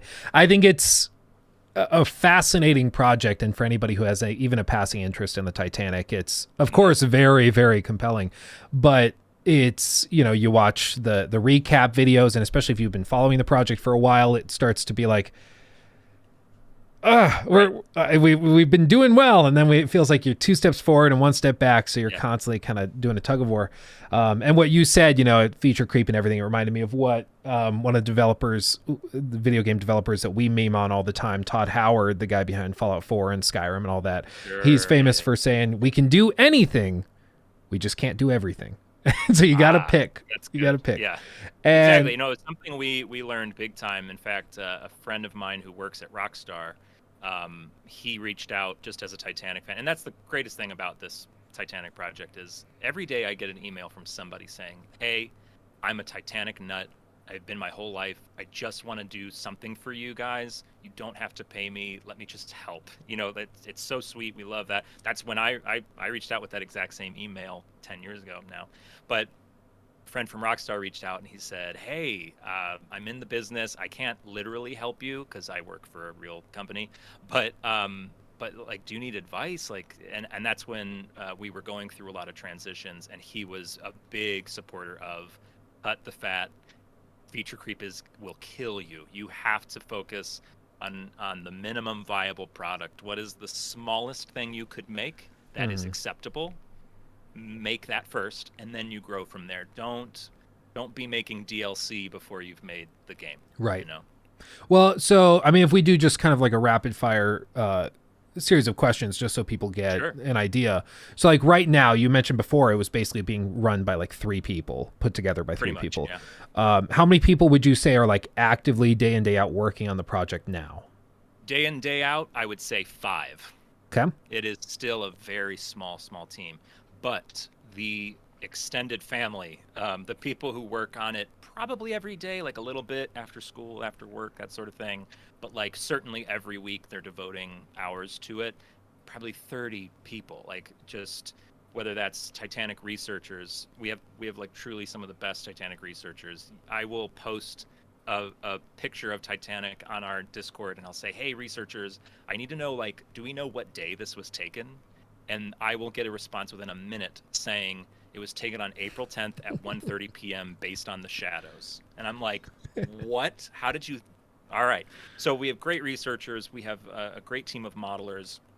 We have just a nice sized team of people who are just donating their time when they can, which is like, you know, it's unreliable. Sometimes they're gone for a week for this reason, that reason. But in terms of people who, you know, every day I'll post something, and we're talking every day, we're working every day, sharing files every day. It's really like 5 people. It's pretty wild. I mean, you just mentioned the advice you got from the Rockstar dev, who was like, find the smallest, most lean package you can put together, do that, and then build on top of that. So what would you describe, because we talked about what the project originally had in terms of concept of like having, you know, the ports that you can explore, stuff like that.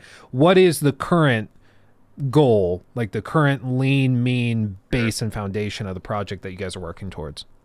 Sure. So when we completely changed everything and we cut the fat, focused on the minimum viable product as it's known, the 2 pillars of this game that have always stood. I mean, you can get rid of the story mode, you can get rid of 2,200 NPCs, you can get rid of everything. The things that you cannot get rid of, 100% of the ship. That is why we are here. That is why we have the following that we have in the Titanic community. If you suddenly say we're going to stop at 75%, everyone thinks, what is Titanic Honor and Glory if not that? So we keep the 100% of the ship.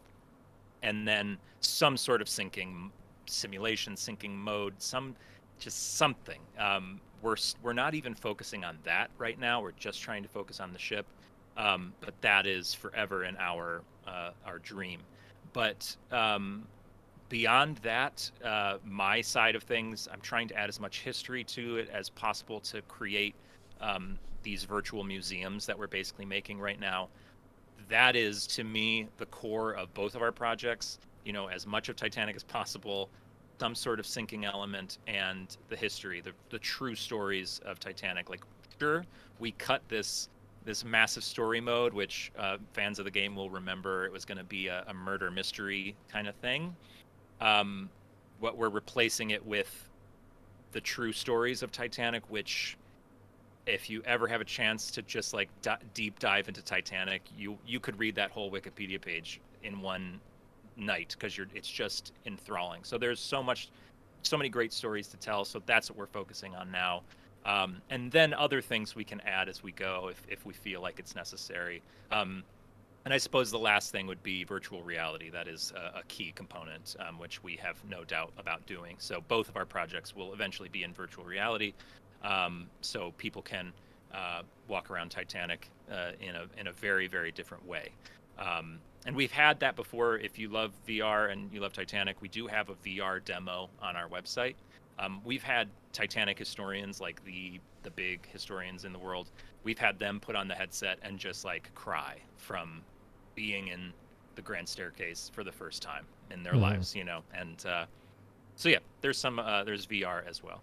Yeah, that is freaking cool. I mean, first of all, so that's cool. And I think it's important to establish those expectations, because over the past decade, and you deal with this day in, day out, it's like people have heard what the original vision was, and then people hear like rumors and twistings of that, and they're like, oh, it's actually gonna be like, you know, a 50-hour campaign. Like people start to get insane ideas of this whole wild, thing. Yeah. So it's just important to be very clear, like, no, this is what we're doing. It's built around the fandom, and then also being true to the source material and respectful of the people that lost their lives. Right, that's a big part of it, because a struggle I had when I first joined the project, and I was writing a lot of the script for that story mode. I had written as far up to boarding Titanic, so there was this long epilogue that took place in London and Southampton, and then you boarded Titanic, and that's where I stopped, because that's where things would get really interesting. And I was just looking ahead to the sinking, and I'm thinking, how are we gonna sink the ship with 2,200 NPCs? The whole point is, like, you could pick Thomas Andrews, the ship's designer, and just follow him around and see what he did. And our plan was to base his movements off of where he was seen, and there's no doubt this would help historically with research and all that. But like, do we just show people drowning? Do we show people freezing to death? Do we have children on board? Because there were children, and a lot of them died. It's not a positive thing. So our focus has definitely been not that. And to focus on the ship and the stories, absolutely. There's tragic stories, but in a lot of ways, reading them or hearing them spoken by the survivors themselves is plenty in terms of how close you actually want to get to the deaths of 1,500 people. Right. It's hard. I can only imagine, and it's a big responsibility too, because it's, you know, the Titanic is larger than life in a lot of ways, and going through like the demos and stuff, I can certainly understand why some people would be truly moved getting to see the ship for the first time, because, you know, you see like the movie or documentaries on it, and you think you kind of know what it's like, but then you actually walk the length of it, and you're like, okay, this was a real thing. And it's something you've mentioned a couple times. I was watching the stream earlier, and then in your video, it's smaller than you think, you know, because yeah, today, if Titanic sailed by New York City today, no one would, you know, if it wasn't for how famous it was, nobody would even look. You know, it's a really, I mean, at the time it was massive. Of course, it was the largest ship in the world for 1 week before it sank. But today it wouldn't even sniff a barge that you'd see on a river. Like it's wild how small it is. But when you play our games and you walk around, you sort of get this size that it's a little bit smaller, but the detail, like the effort that was put in, even on the grandest cruise ships in the world, you don't get this anymore. This glass dome, the cherub holding a lamp, like all this beautiful detail would never, you know, with cost-cutting measures today. I mean, when White Star Line built Titanic, they told the builders, Harlan and Wolff, and this is what they did with every ship that they ever built: there is no budget, build this ship to whatever budget you want, and we will give you a percentage of whatever that amount is.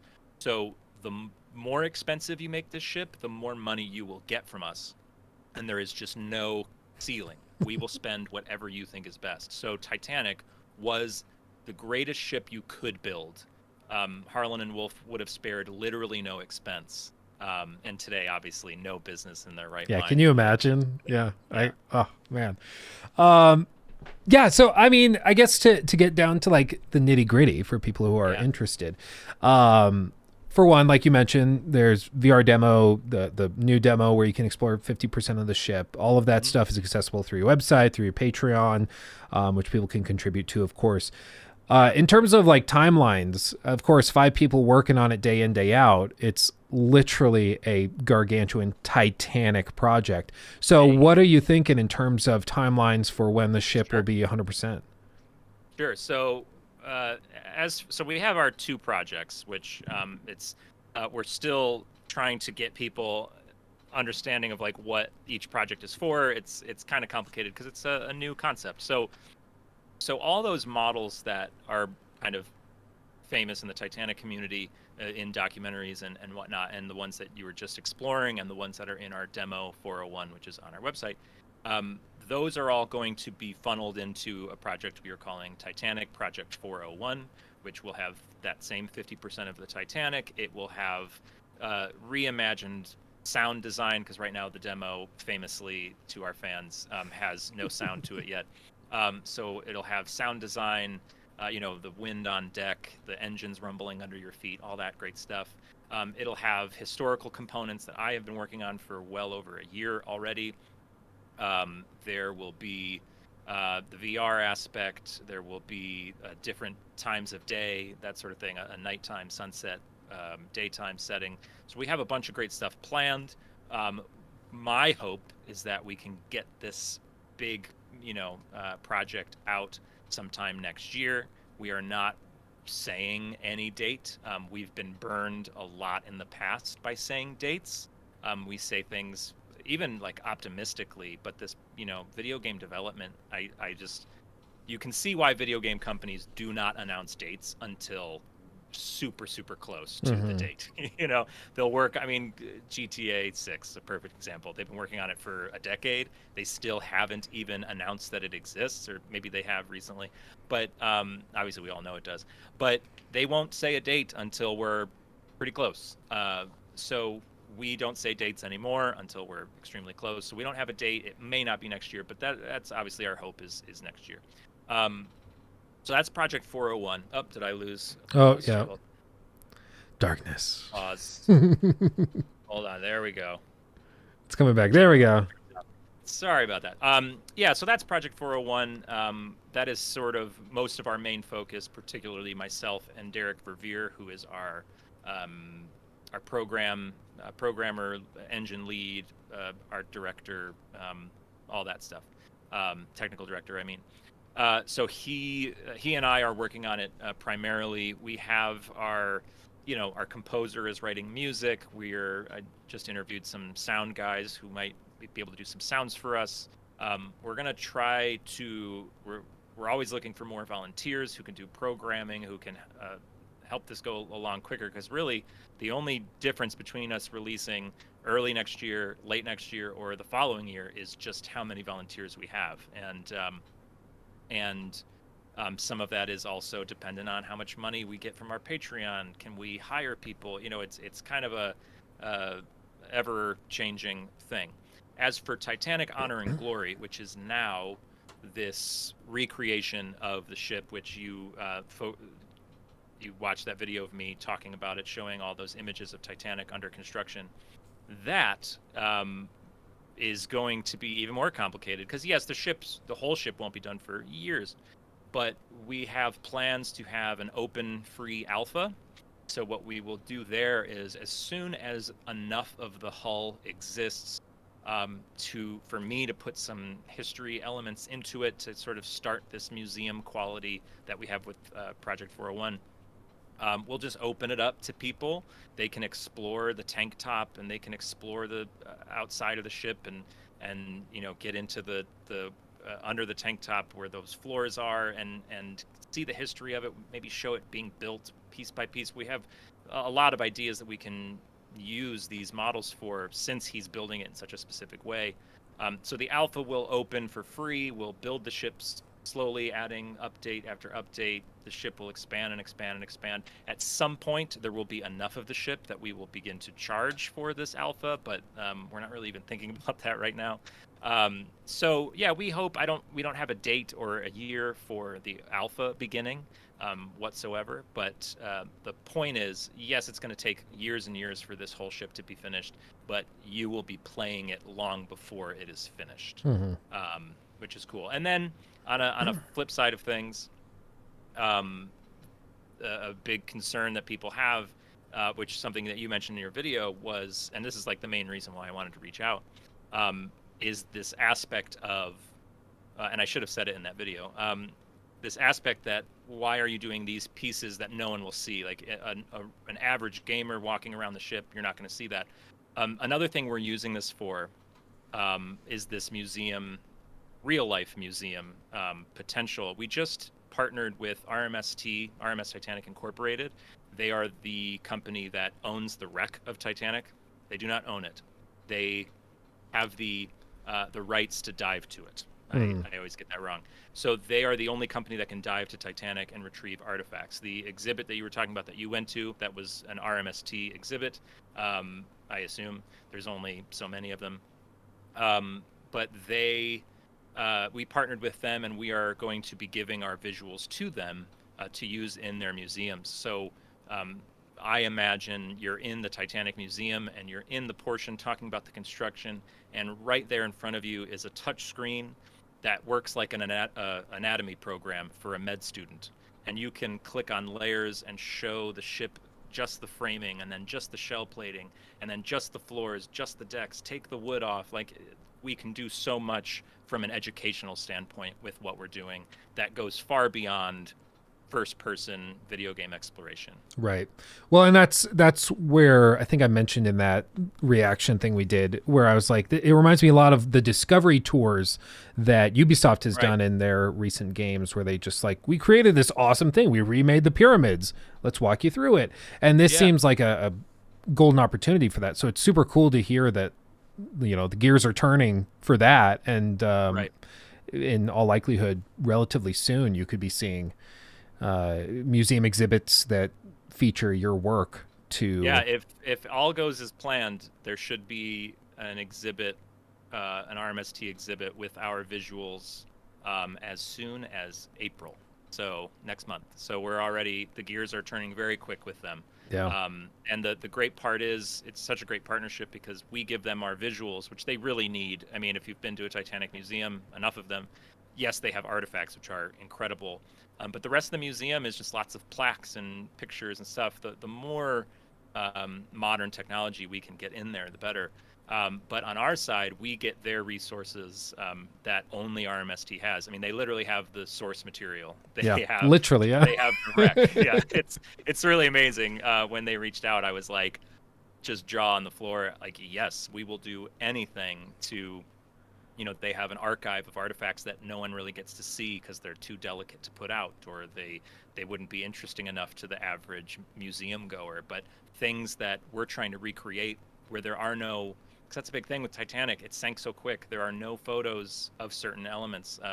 There's only 30 photos, I think, taken aboard the ship. And there's no blueprints of the ship because they're all Olympic, her sister ship. It's just, there's so little documentation, which is partly why this project has taken so long, that we're trying our best to recreate something that has very little record. And so RMST has some of that we could really use to make the games better. Yeah.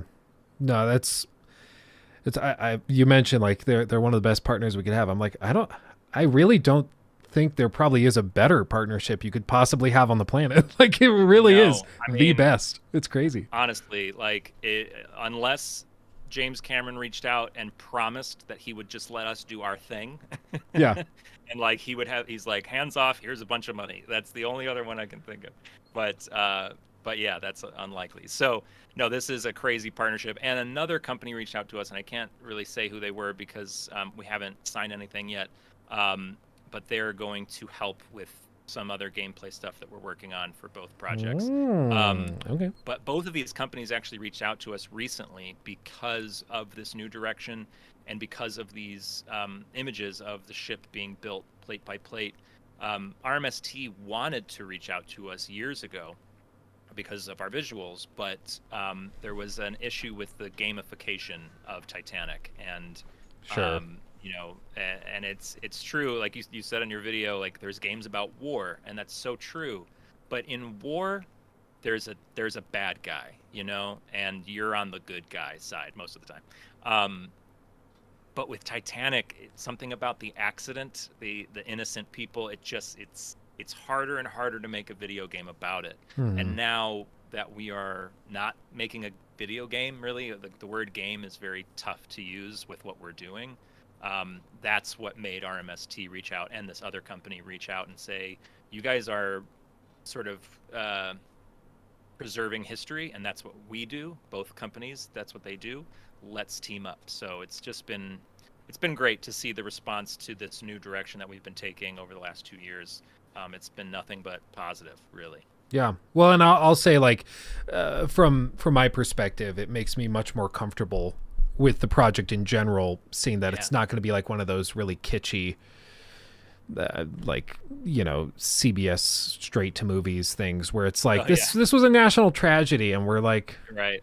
It, you know, it's like having a murder mystery within the Twin Towers on 9/11. It's like, no, people make that comparison a lot, and it's another tough comparison because, like, you know, that wasn't really an accident, but you know, there were innocent people involved. So like, would you one day make a World Trade Center video game?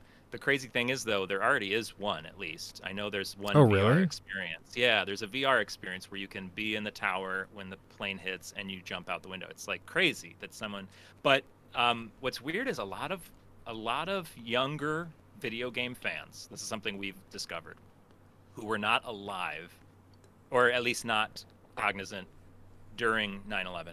They find a particular fascination with the events in the similar way that I do and we do about Titanic. And I asked them one day in our Discord, our fan Discord, I was like, can someone just please explain to me this fascination with the World Trade Center? Because for me as a kid, it was a traumatic event. And they were like, it's just the World Trade Center, they were the biggest buildings in the world. They were very representative of America's, you know, capitalism, blah, blah, blah. Like it's very allegorical, like Titanic is. So they are more similar than not. But yeah, I forget what point I was trying to make, but yeah, that's that. Yeah, no, it's walking a tightrope without a doubt. And like the example you brought up earlier, I hadn't even really pondered. Like, you know, you're doing a thing where the ship is sinking. Like, it sounds like, oh well, yeah, we'll have NPCs, no big deal. But then you think that through. Like, okay, yeah, well, what about the women and children, the babies, you know, what about the screams? Like, that's one of the most haunting things about that real-time syncing thing is, like, just having the audio come through with the silence of the rest of the ocean. It'll send shivers down your spine. Absolutely. That's something like the survivors mentioned when they're in the boats. They're like, yeah, it was horrifying because the ship goes down. It's this horrible cacophony of steel tearing and things exploding, and then there's screams, and then eventually within a few minutes it's silent as you could possibly imagine. What one of the hardest things to hear, Titanic fans watching will have to tell me where this comes from. I like to source any Titanic story because, as you know, and as hopefully some people know, the garbage about the Titanic is just crazy. The crazy stories and conspiracy theories out there are wild. Oh, yeah. So maybe a Titanic historian, Titanic fan watching can put in the chat where this is from. But there's an old story of a passenger who survived, and he moved to Chicago, and he had a house near Wrigley Field, and an apartment or something near Wrigley Field, and he had to move because after the first game of the season, whenever a home run would be hit, the crowd's reaction to the home run was just triggering all the PTSD from the screams. You know, so like that's, so not to make things awful, But next time you're at a sporting event, that kind of sound, that's sort of what was going on. So terrifying. So yeah, do we have to rent out a recording studio and ask people to scream? Like, what? There's so many questions that we hadn't even thought of. You know, when I brought this up to the team, like that I'm having second thoughts about this and that. This is years ago. You know, it was like, oh yeah, I guess, you know, you get so caught up with the Adventure Out of Time nature, which is the game from 1996, which was super successful. It was like game of the year in some magazine, and it sparked my love of Titanic and video games. So I owe Adventure Out of Time everything. But Adventure Out of Time had that tightrope to walk, and they did it pretty well. Part of it is it's 1996, so it's kind of hard to feel immersed into it. But yeah, so we were trying to pull off something that 1996 game did, but with the modern technology, is it too real at that point? For sure. And I mean, you're right. When things are more immersive, it hits home differently. Like an 8-bit game on sensitive subjects like Papers, Please or something. That's not quite 8-bit, but right. That's a perfect example. Yeah. Yeah. It's dealing with something very, very difficult, a very serious issue and topic, but they can have that sort of space, which makes it less triggering. Sounds like a cringe word, but you know, it can cause less. It is. It's, I mean, a good example, if you've ever gone to the World Trade Center Museum, which is fantastic. But there are telephones on the wall that you can pick up the telephone, and in the telephone they'll play a voicemail recording of an actual person on an airplane that's about to hit the World Trade Center, saying goodbye to their family. I personally could not pick those up. Like I'll read it maybe. I'm even a little bit against reading it, but certainly not hearing the voice of somebody who knows that any minute now. Like I can't deal with that, and part of it is because I was alive at the time and very cognizant of it.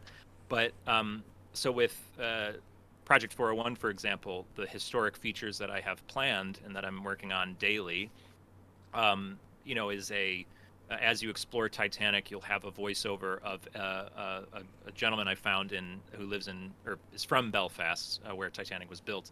He will, like having your own shipyard tour guide, he will guide you around Titanic, tell you what every room is for, what happened in this room, who was last seen in this room, how preserved is this room on the wreck today. He's just a general tour guide kind of embodiment.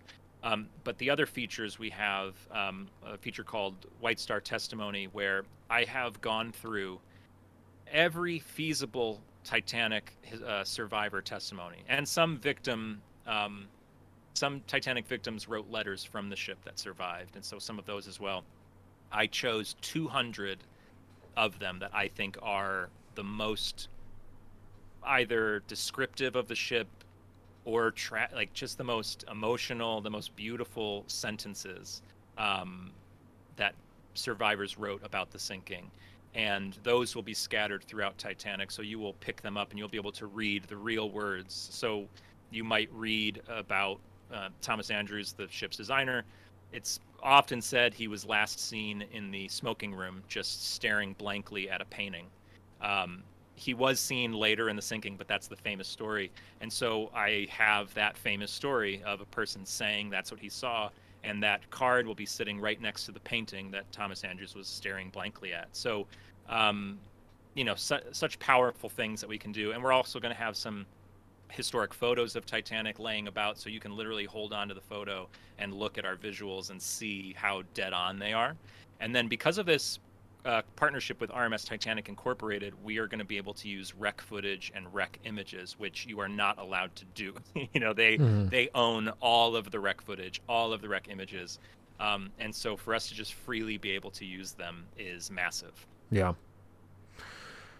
Oh, it's Steffi in chat says I'm ready to sob the entire time. You're going through the ship. But like honestly, it's a beautiful thing. If you go through the demo, it's a true memorial of it's something that you said in the video, a digital memorial, and that's very true. It's supposed to be a beautiful thing. It's sad, it's touching, but you also, just like any Titanic product, you also get these beautiful stories of heroism. You know, people giving up their seats in lifeboats to, you know, people who would be less likely to survive in a physical battle with the water. You know, beautiful things that victims sent home to their families in a letter. Just it's a beautiful. Overall, I think it's just such a beautiful thing. It is sad, of course, but it all contributes to Titanic being, in my opinion, the most fascinating and enthralling story in human history. Yeah. I agree. I'm also I find it to be a testament to man's hubris and arrogance, and I think it's amazing. It's important to it's remember. Like no one could the crazy thing is, it's like if this didn't really happen and somebody wrote it, like a fictional story of it, it would just be so unbelievable. And before Titanic fans freak out, somebody did this exact thing. A guy named Morgan Robertson wrote a book called The Wreck of the Titan, and it Wasn't it the like exact 20 years story of before or Titanic, something? but it was before the sinking. Yeah, he really freakishly predicted the future, because if you look at the ships side by side and the stories side by side, one of the only differences is I think the Titan was going east to west, or west to east. Yeah, it was going back to Europe as opposed to the other. So there's some little differences, but ship hits an iceberg. It was the biggest ship ever. They said it was unsinkable. There weren't enough lifeboats. No one was around to help. Most of the people died. It was it's literally the story of Titanic, and the ship was called the Titan. Come on. Yeah. Like, what? It's insane. It's haunting, yeah, for real. Yeah.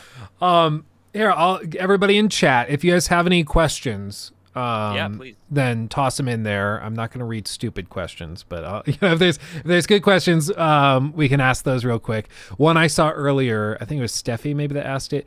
Is Celine Dion involved at all? No, she is not. Though there is a musical in New York right now called Titanic. Titanic? It's like a funny parody of Titanic the movie, where Celine Dion is the narrator, and she insists that she was actually there. A friend of mine was in it. I never got to go see it, but from all accounts, it is hysterical. So if you live in the New York area, maybe go see it. Well, there you go. Crimson says, what is your favorite of the two sister ships? Ooh, that's a great question. I think it has to be Britannic. Britannic also sank very tragically. In World War I, she was a hospital ship. She actually never got to be a passenger ship as she was intended, because World War I started right when she was finished, and so she was painted like a hospital ship. She did a bunch of tours of different areas of the world, and then either hit a sea mine. I think that's actually the most accepted thing. Hit a sea mine and sank in like 45 minutes, and quite a lot of people survived. A vast majority of them did survive. So it's a fascinating story all in itself. Olympic is just Olympic never sank. It had a lot of incidences. It used to run into ships all the time. I think Olympic is responsible for the deaths of a handful of people because she just kept running into stuff. But she never sank, which prior to Titanic sinking actually bolstered the unsinkable narrative of Titanic, because Olympic had been in a massive collision with a warship and didn't sink. So everybody was like, there's your proof. These ships are unsinkable. And then a couple of months later, Titanic sank. So, but yeah, got to go Britannic, I would say. That's fascinating. Danielle asks, will Molly Brown be one of the stories that you will be sharing in detail? Absolutely, because one, she's one of the greatest characters in the Titanic story. She was one of the original suffragette feminist movement, so we love her for that. But in fact, she used Titanic when she survived and was back on land. She used Titanic to fight for equal rights for men and women, but not the way you would think. She was saying, when we were on Titanic, the men were told to stay back and women only, and the men were any surviving men were ridiculed just for surviving. Even the ones that barely survived, didn't take a seat in a lifeboat, they had to be pulled from the water, they still faced a bit of ridicule. And she's like, what kind of world are we living in? This is insane. if we want equal rights on land for women, then we need equal rights for men on at sea. So like really crazy stuff. But we will definitely be focusing on her because we have her cabin recreated in Demo 401 and eventually Project 401. Her cabin E23, you can go visit that. It's just off the grand staircase on E deck. E23. There you go, Yeah. everybody. A And lot speaking smaller of a like, cabin than you'd expect. yeah, I mean, I would when I picture it in my mind, I'm like, oh yeah, it's probably pretty extravagant and crazy. But that's one of the coolest things about this project is like those misconceptions that you have where you're like, oh yeah, it's the biggest ship ever, so it's probably like 10 miles long. And it's like, no, it's like by modern standards, like those Carnival ships are like 10 times the size. Like it's ridiculous how big those are. Half the year I actually live on a cruise ship. Oh really? As a performer, yeah, I leave in 2 weeks to go back out for 6 months. So I've lived on one of the largest cruise ships in the world, and it is daunting just how unbelievably massive it is. But then again, it's just like just boring in comparison to every inch of Titanic. Is just so meticulously beautiful. Even some of the third class spaces, like the third class smoke room, third class general room, are gorgeous in comparison to any space on a modern day cruise ship, which is just like metal, glass, and it's just like stuff. a floating Holiday Inn, basically. So. Yeah, really. Let's see, what was another one? Oh, and speaking of the demos, I mean, we've mentioned the demos a handful of times. Say somebody's watching this or watching the clip of it or whatever, and they're like, holy crap, I want to do the Patreon thing, I want to try the demos, I want to do all this stuff. How do they do that? What is the exact process for that? Well, super simple. In fact, I can I just exited out of it. Got to go back to your stream. I am going to once this ad plays, I'll put the link in the chat to I think you can do that, right? Mm-hmm. Put link in the chat. It should let you. Yeah. Well, actually, now it's freaking out. I'm actually going to exit out of that. Somebody else will have to do it. So yeah, you can go to our website, which is titanichg.com, where you can see about both of our projects. We have a Patreon, which if you're looking for updates, like if you want to stay up to date with us, just check the Patreon from time to time. You do not have to join at all. We're very insistent that if you have other things to spend your money on, please support other things. Like, support us if this is what you love and you love Titanic and you love what we're doing. But you know, if you're expecting like a video game, definitely there are other ones out there to support. But you can come to our Patreon anytime and just see what we're doing. Patrons just see the updates earlier, that's all. So you can go and see what we're doing. But if you can join the Patreon, we'd love to have you. We do a lot of fun stuff with our patrons. We have patron-only streams.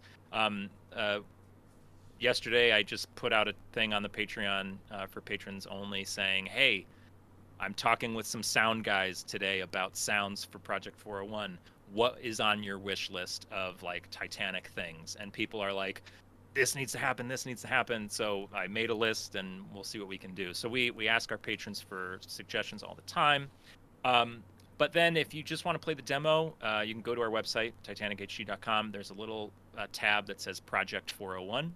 Click on that, and there is the demo. Mm-hmm. There are a few buggy things happening because of the new Unreal Engine, because this is all on Unreal Engine 5. If you have I think it's like an AMD graphics card or something, people are experiencing some issues, but that is being worked on. But other than that, make sure your drivers are all up to date, and you should be good. We all know that all too well. We've had some games that's a big recently. Question we get. Everyone's like, "Why isn't this working?" Update your drivers. Great, it works now. Okay. Let's see. Let me see if I missed questions. Ricardo, will it eventually have no loading screens while exploring? Oh, good call. So we used to, the demo you just played, demo 3, has no loading screens between any parts of the ship. It's all one big level. So because of the limitations of Unreal Engine, there's a thing for people who don't know called reflection captures, which is basically if you want like a mirror to reflect something, or if you want a wall to reflect light.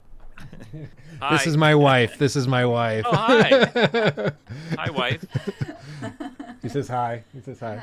Hi. Do you have a baby with you? Is that why? Oh no, he's downstairs. Yeah, this is my wife. This is James. He's running the Titanic rebuilding recreation that we've been following for a long time. It's super, super cool.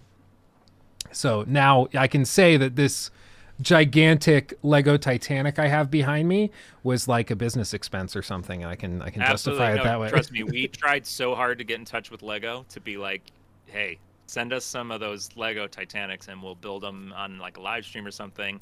But we couldn't make it happen. So I'm super jealous. Those super Lego jealous guys, man. Oh. Yeah.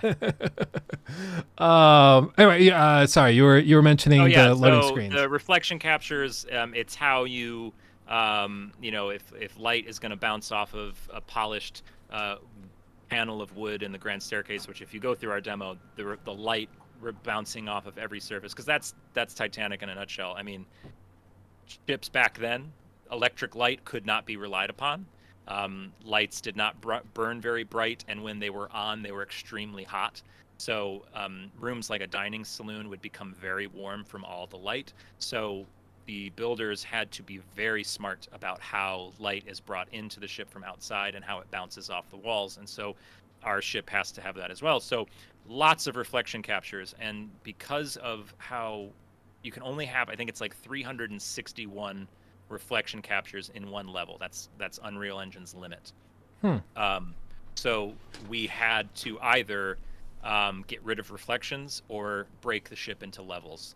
And being that breaking the ship into levels would also lower the required specs for running the game, we decided that is the best way to go. In fact, what's fun about the demo now is if you have kind of a mid-range computer, you might not be able to play the first class level, because the first class level is just so intense, but you would easily be able to play second class, third class, crew, and everything else that we have, and that's partly because we were able to split the levels up. So we will probably not there will be loading screens in Project 401, but the nice thing about what we're doing with THG is there will not be loading screens. It will all be one big thing, because we are able to do that with the new way that we're building it, and we'll be able to have dynamic lighting, so there could be a day-night cycle. That's what will allow the ship to sync. That's why Project 401 is literally unsinkable, because the way the limitations with lighting means that it has to stay static, pre-built lighting.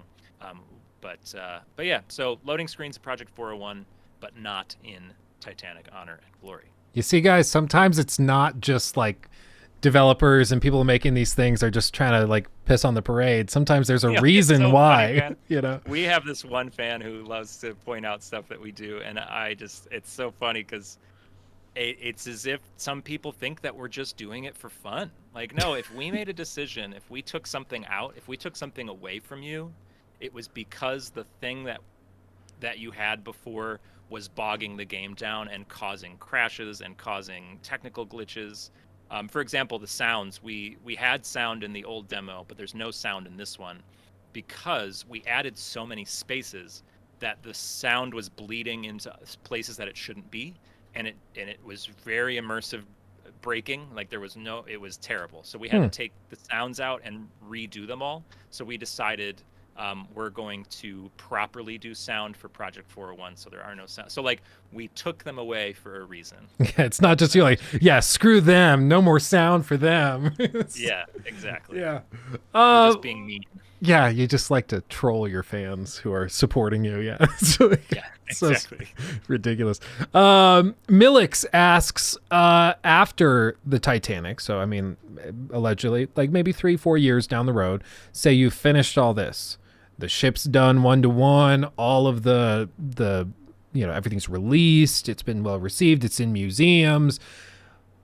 What's next? Like, is the team looking at taking on other stories, rebuild the Costa Concordia or something? Like, what are you thinking? No, not the Costa Concordia, sadly. Not interesting enough. Yeah. No, so beyond that, I mean, if you can imagine, like we're barely focused, on the extended features of THG. Like, I don't know what we should even say. We have planned blah blah blah. So clearly, we haven't even thought about post release. But of course, there's any number of incredible ships from the era. Like, we already released a Britannic game. So like, is there an Olympic thing we could do? Could we bring them all together in some way? Like, we could do some fun stuff out there in the shipping world. I've always loved the I mean, another tragedy, but the Hindenburg would be fun. Oh, yeah. So we're in this weird niche of tragical history. But so there's any number of things we could do. I also have an idea in my head for a very different game that we could make, but I'm keeping that to myself until a day that makes sense to tell the rest of the guys about it. I don't want to get ahead of myself. Yeah. Oh, relatable. I've got like a whole Google Doc of stuff because I talk about and critique video games all day, every day. So Sure. I've got my own suite of ideas and things. And some of them I've been very vocal about. Like I've always said, I've dreamt of a hyper-realistic narrative pirate game based on the golden age of piracy and Bonnie, made by like Naughty Dog. I think that could be amazing. But I also have many others, like you're saying, that I've kept a little more secret. No, I have one that I'm not gonna say because it's such a good idea. Somebody will take it. Mm-hmm. Yeah, well, there you go. Let's see. Rocky, one of our mods, he's been asking repeatedly. I've got to ask it. Hide and seek on the Titanic. Hide and seek. Let's do it. No, it's funny because people often ask. People want multiplayer on the ship, and they want to be able to do things. And some people have even asked, could you just open the game up to modders to do whatever they want with it? And the quick answer to that one is probably not, because we don't want people to do whatever they want with Titanic, because we know pretty much instantly there will be an FPS, Rainbow Six style Call of Duty something or other going on in Titanic, which isn't quite in our mission statement. Let's put it that way. There was that Call of Duty Zombies game set on the Titanic, which I can't believe happened. But oh well. So we can't just open it up to anybody. But we do have a multiplayer thing in our heads. But again, we're not thinking about any of that at the moment. But hide and seek could be fun. It's one of those that's probably a little safer than the Who doesn't like a little hide and seek? The zombie shooter mode. I get it though. It's the perfect setting for something like because I know what game is it that has a Titanic sinking thing and you run around. I can't remember what it's like. A really basic, maybe it's Roblox kind of thing, but the ship sinks. And so the water's rising, so the level's getting smaller and smaller. It's perfect for like an FPS, that sort of battle royale thing where the map is just getting smaller and the players are picking each other off until there's just two left. I get it, but it's just we can't go that route. Sadly. Yeah. There is such a thing as taste, and sometimes that's just a little too much. Let's see. This is interesting. Imperium asks, will there be an in memoriam section after the Titanic sinks, like a list of all the lives lost, or maybe like exploring just like a visualization of the deaths, so like you have 1,500 gravestones or something like that? Yeah, I mean, hey, that's not a terrible idea at all. We're still working on all the creative features, so maybe that's a good idea for the game. The main element in terms of names and numbers, I'd love to have. So there's this thing in Project 401 called the logbook, much like a ship's log, and it's going to keep track of your progress, like any other video game logbook kind of quest log.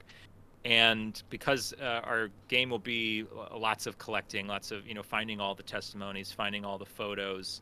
We have this new idea from literally our Patreon discussion about sounds, potentially hiding sheets of music around the ship, and if you find it and bring it to one of the 5 pianos on Titanic, it will play the song. So like we're trying all these things, and this will all be kept in your logbook. And in the logbook, I'd love to have a passenger list with cabin numbers, because we do know a good handful amount of passenger cabin allocations. Sadly, we'll never know all of them. It's really just first class passengers, because one steward had a list in his pocket and he survived, and we got the list. Like that's how we know where people stayed. But anybody who's not on his list, we really don't know where they stayed, more or less. There are some other, some survivors remembered their cabin number and happened to say it during an interview, and so we know that. So yeah, I'd love a passenger list, and it can designate who survived, who did not. So there will certainly be lots of historical visuals to just give you an idea of what really went down. Yeah. And I think that works great. And I mean, any amount of stuff like this, just the freaking recreation of the ship in many ways, I think will demonstrate the point. And like, have you considered doing something like, I mean, obviously we discussed the NPCs, having that with some sort of AI tied to them for moving about the ship and things like that, obviously is a big ask, and there's a lot of moving pieces literally to something like that. But have you considered doing like a more static representation of just how many people were on the ship? Maybe they're just in frozen basic movement animation, something like that, just as you explore. Something I've tossed around in my head is the potential for sort of black and white photo, like, so 3D NPCs, I guess you could call them, but they are frozen in like a photo style. So we could plan some things here and there, but even that, like, now you need a modeler to create a human being in 3D and dress it, and the whole concept of NPCs just adds untold amounts of work. We're talking about the modeling, getting a costume designer, honestly, like someone who knows the era to make the clothes, and then someone to if they're going to talk, like, obviously there's script writing and the programming of talking to them. There's just so much that goes on. We do know, like, MetaHuman, if you've seen MetaHuman, it's very promising what they have done. Oh, yeah. In making NPCs. It's still a little ways to go. We worked with a documentary crew that uses MetaHuman, and their big struggle with trying to make a Titanic product with MetaHumans in it is they look very modern. The hairstyles are very modern, and they all the people look like they're from the same family. Like, yeah, it looks like they just used one group of people.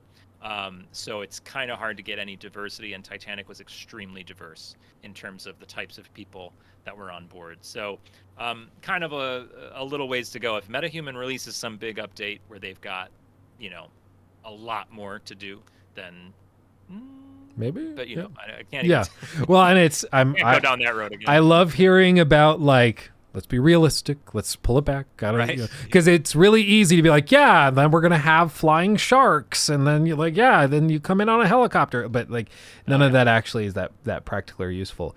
And I guess this will be the last question I'll take from chat, and then if you want to offer some closing thoughts or things that you think are important to note, we can do that. And then we can wrap this up because we've been going an hour, and I want to respect your time. But this one, I've got nowhere to be. You have a ship to be on in a couple of weeks. That's sounds true. like my wife would be so jealous. She's always wanted to do that fun. kind of thing. Yeah. Yeah, it's a wild 6 months. I mean, it's tough, especially working on. The nice thing about the ship is I have way more free time because we perform at night, so you just got all day to yourself. So I get a lot of writing done. Those 200 testimonials that I found sort of whittled down to like my top 200 testimonials. The only reason I was able to do that was because I had so much free time that I was able to just sit on this cruise ship and read everything out there, every book with testimonials, all the inquiries, the government inquiries that they did, just hours and hours of pages. and then whittle it down, and then all the tour guide script that I'm writing, I do that literally on a ship, which is kind of fun. Yeah, I mean, it sounds like the perfect kind of day job or night job, I guess, for Yeah, somebody with this as their day job. Yeah, exactly. But this one from Crimson, we'll wrap up this one with this one. What part of the ship has been, or do you anticipate being, the hardest to recreate to your standards? Sure, that's tough. Well, the part of basically anything that's undocumented, which is a vast majority of the ship, like the Grand Staircase, for example.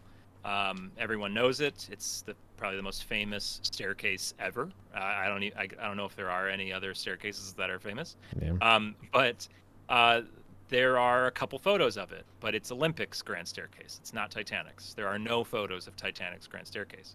In fact, there is the belief that the famous clock in the Honor and Glory Crowning Time, where Jack and Rose meet and all that stuff, that on Titanic it was actually a mirror. So, weird things like that. Apparently they didn't have time to install a clock, so they just put a mirror in there. Just shove a mirror in it. Yeah. Yeah, but no one will know. We'll literally never know if that's true or not, because the Grand Staircase is gone on the wreck because it's made of wood. So, like that room, we have some references, but they're all Olympic. We'll never know for sure. But then there are rooms on Titanic that truly, it'll be labeled on a deck plan for Olympic, not Titanic, because there are none. We'll take an Olympic deck plan, and it'll have the most vague thing. Like, it'll just say store. So it's a storage room. We have no idea what it looks like. We don't know what it was used for. What storage? What did it store? What did they put in there? So when we can't get it perfect because there's no photos, there's no deck plans, there's no real descriptors of it, we moved to the Olympic auction book.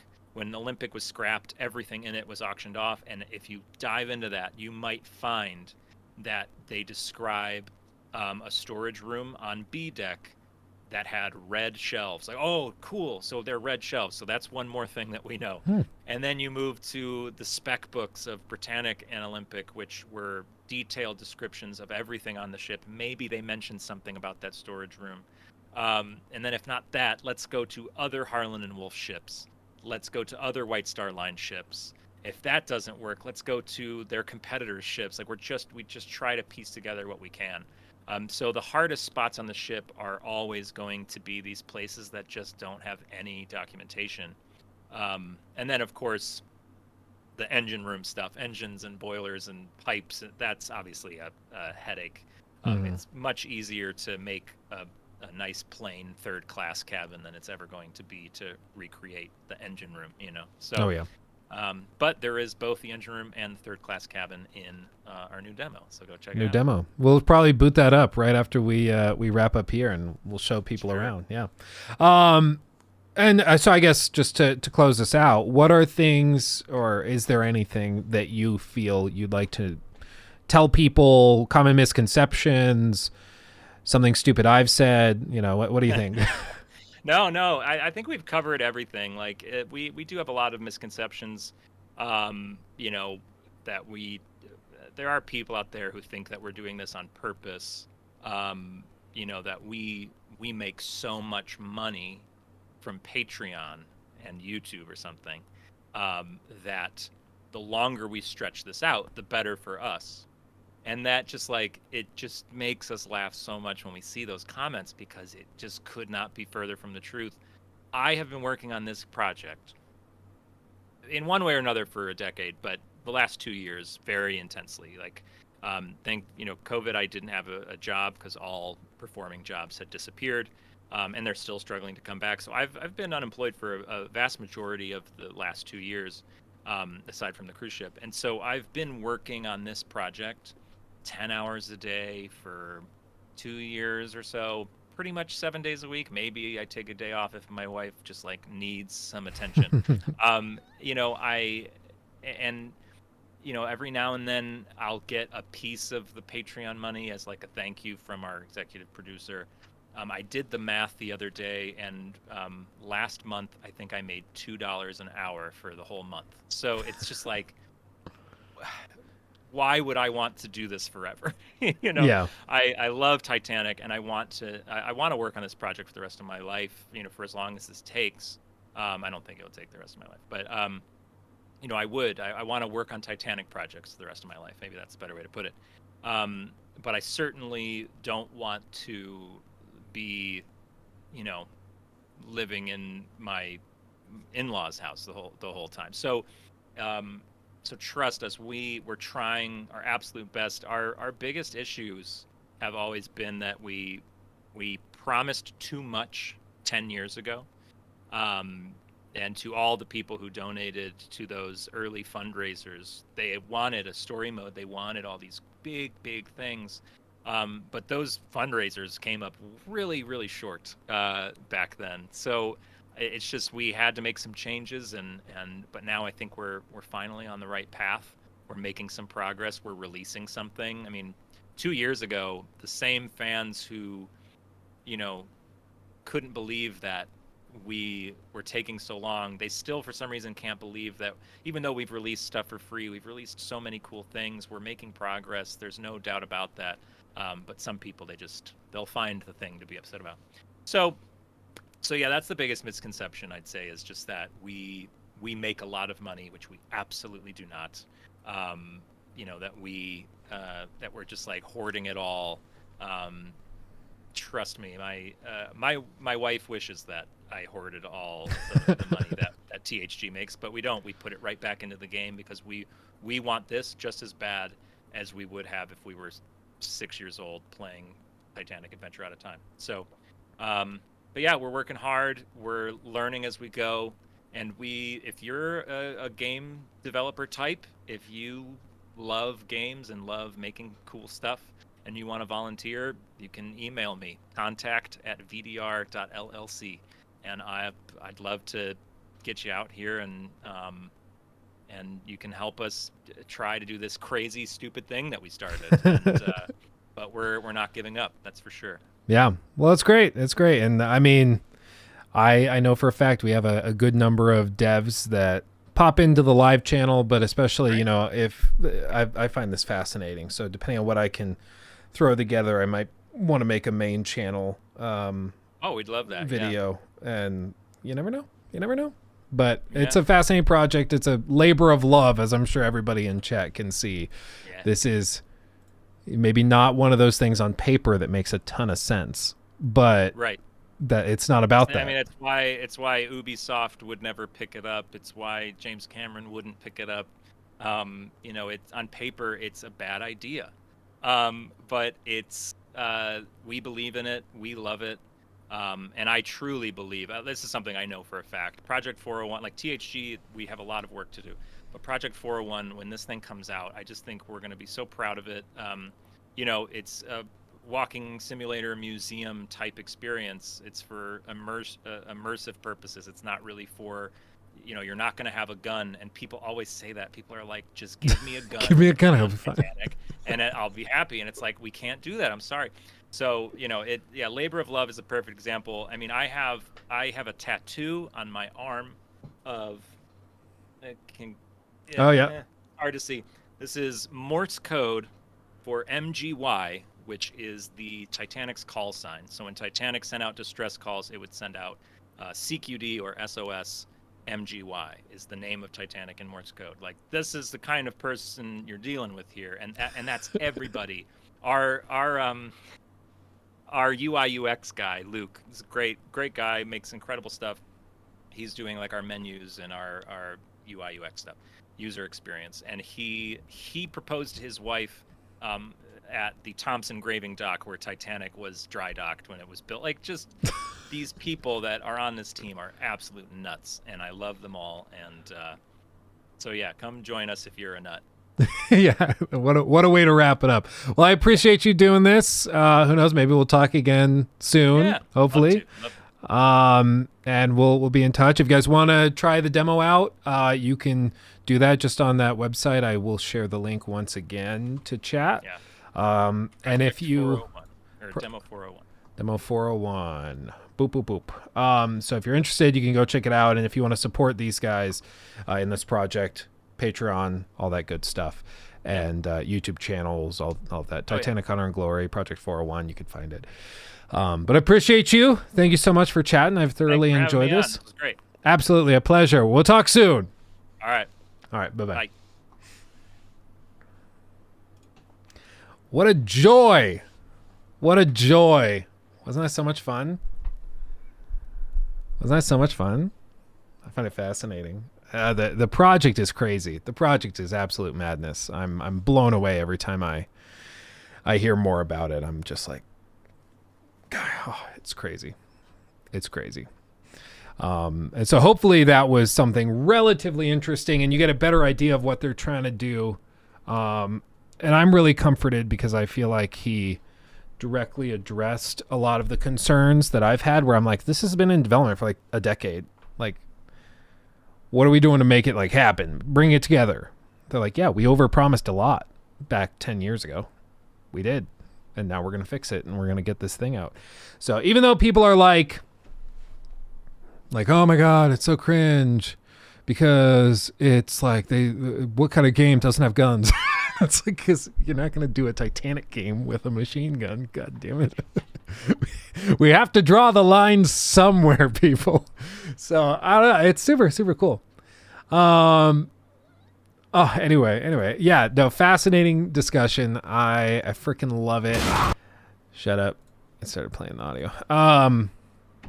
And yeah, super, super cool. I am downloading the demo thing right now. So I think what we'll do is we'll watch the Resident Evil 4 remake review just to see what it's like, because we were going to do that before, but then I started talking about Twitch and stuff. So we'll check that out. And then we'll try out that demo, and Jacob or whoever clips this together can kind of piece it together and do that. I came in a little too late, so I just saw the last 15 minutes, but I'm going to watch from the beginning later. Awesome. Yeah, tons of good info.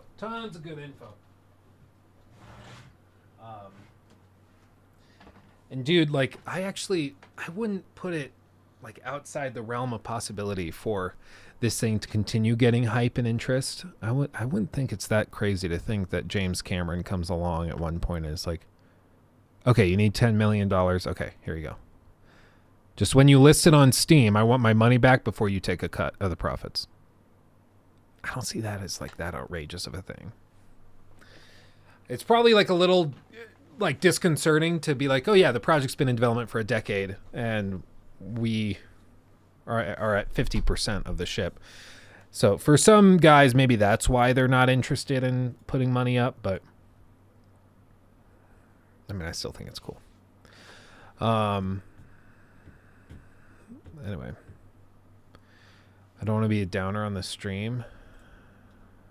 What do you mean? I'm scrolling.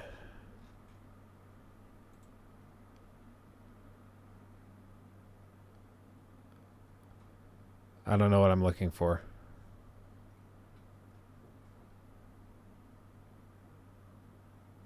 I don't know what I'm looking at. Yeah, I don't know. I'm confused.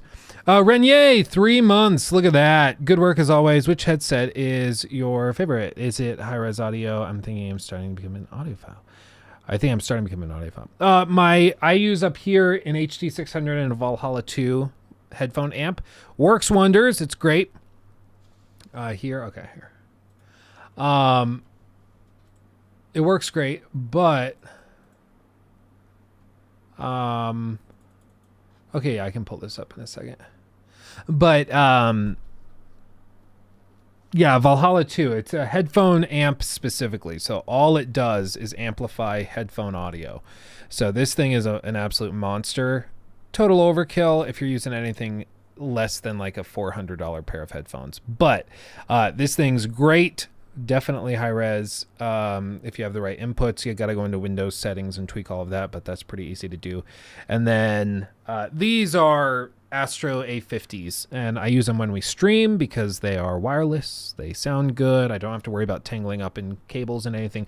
But whenever I'm not streaming and I'm just like playing games or doing stuff at the computer for myself, I use those nicer headphones. It looks like this is what you guys were sending me. This is sad. Lance Reddick, who is the star of many games, including Destiny and Horizon, has passed away today at the age of 60. If you're not familiar with him, Silence, you'll recognize him there.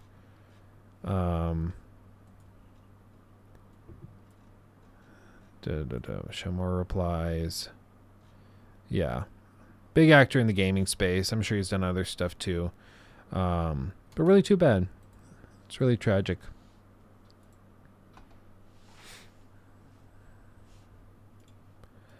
Do you need help editing this together, Luke, since Jacob is working on Hogwarts?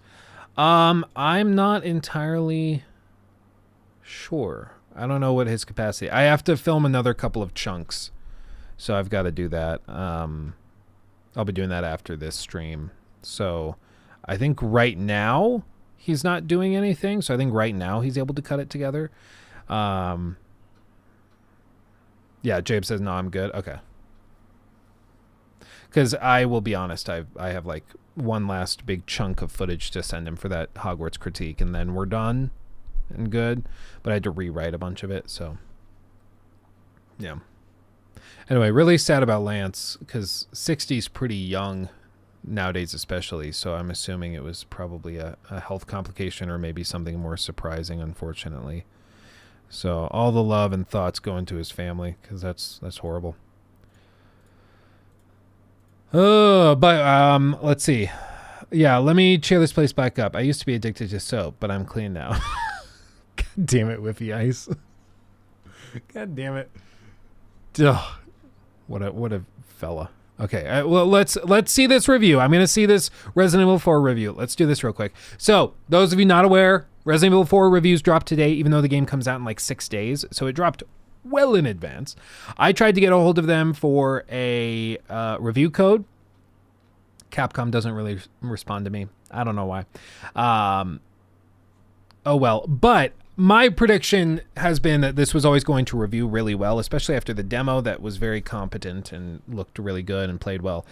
And the reason why I think it was always going to do well is simply because the people they assign to these reviews are usually fans of the source material to begin with. So it was always going to do well, as far as I'm concerned. Like, this was never going to be reviewed as like a 7 or a 6, so long as it was a good remake, because it's being reviewed by fans, you know? So while it's getting like 9s and 10s from most of these outlets, to be clear, that's 9s and 10s for fans of this type of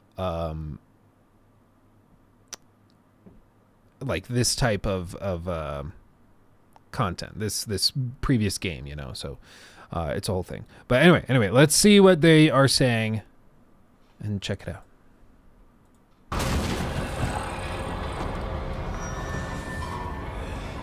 I'll let myself out.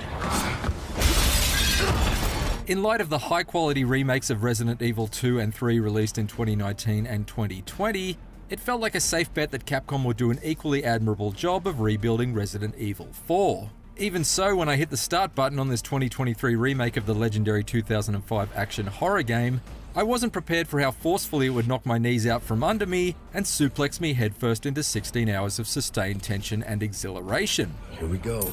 This fully revitalized campaign dramatically one-ups the original in almost every conceivable way. Its Spanish countryside setting is substantially more sinister, its pacing has been tightened, and its controls have been modernized in order to allow its signature shooting mechanics to really shine. I've been waiting 18 years for a game to thrill me in the same way as Resident Evil 4. As it turns out, this whole time I've just been waiting for another Resident Evil 4. Oh, you gotta be kidding me. This always makes it really tough for somebody like me who never played the original, because I was in a very sheltered home, and of course I was not going to play this when I was 7-8 years old. So a lot of people have like a lot of nostalgic bias towards this, which isn't necessarily a bad thing. Like, I have nostalgic bias towards like the original Red Faction games, because I love those things, right? So it's not inherently bad to love something dearly, but it makes it tough for somebody on the outside like me watching this, where I'm like, I would be going into this fresh. Like, I've never experienced this game, so I don't know if it's going to be awesome for newbies or if it's going to be kind of for newbies. Like, I really don't know. But it makes these reviews kind of, I would say, less useful, because the reviews are not made for newbies. The review is made for people like the reviewer who played this back in the day and remembers it very, very well, you know? The original Resident Evil 4 is a landmark installment in Capcom's seminal survival horror series that, for many, would need no introduction. However, considering it came out back when we assumed that Episode 3 would be the last Star Wars film... Dude, is that really what that movie looked like? That looks terrible. Look at the special effects and stuff. Am I the only one that thinks that looks terrible? Series that, for many, would need no introduction. However, like, look at how plasticky everything looks, and it... like, nothing's blended well. Considering it came out back when we assumed that Episode 3 would be the last Star... Like, the lighting doesn't make any sense. Is this really what it looked like?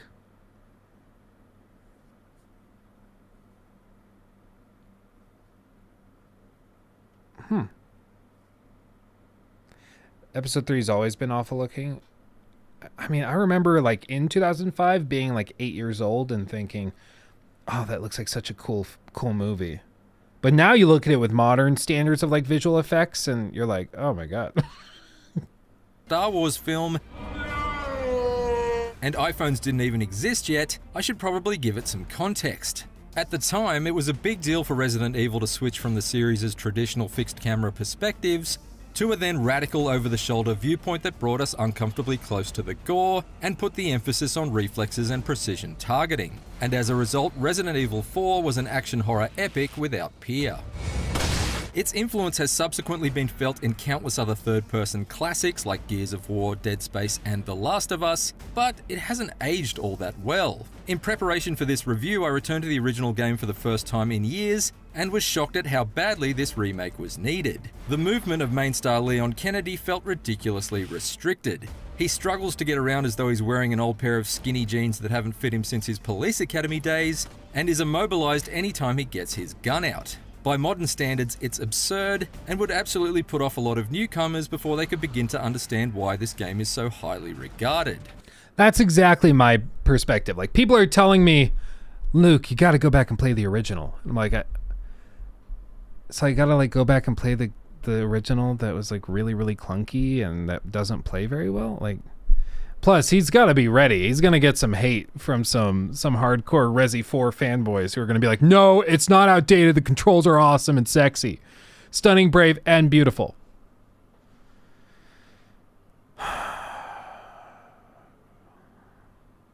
I think it's clear. Obvious. I mean, you don't even have to play it. You can just watch it and you can see, like, yeah, it was probably good, like, amazing for its time, certainly, but, like, the controls were serviceable for the time. But in 2023, movement's just different. So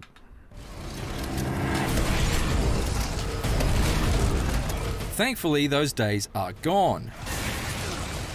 Not unlike the recent Metroid Prime Remastered, this Resident Evil 4 remake plays like a 2023 game. Luxuries like simultaneous twin-stick movement and targeting mean that you can cautiously back away while still keeping your gun trained on the advancing hordes, or sidestep out of the way of an incoming crossbow bolt without having to remove your eye from the scope of your rifle.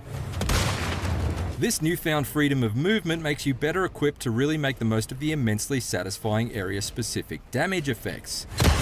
Whether you're blowing kneecaps out to expose an enemy to a melee finisher, or simply reveling in some of the grisliest headshots in the history of video game shotguns. Leon's combat knife can also be used to... That's nothing compared to The Last of Us Part 2. The Last of Us Part 2, man, they have, like, gurgle sounds. They have... Oh, man. If you've never played The Last of Us Part 2, and you're somebody who, like, appreciates gore systems in games, man, it could keep you up at night. There's some stuff they do in that with, like, the dynamic, let's just say, part removal system. If you get shot in the head, you know, stuff will move. Let's just say that. It'll mess you up. To parry enemy attacks or bring a swift finish to staggered foes, or to take enemies out silently after he's crept up on them with his new ability to crouch. Must be those looser fitting jeans. Crucially though, this overhauled control setup makes combat more fluid without compromising any of the challenge. The added benefits of the knife are balanced by the fact it takes damage with each use, so you can only rely on it sparingly. Otherwise it will break like a tiny master sword and must be repaired at a merchant before you can resume stabbing.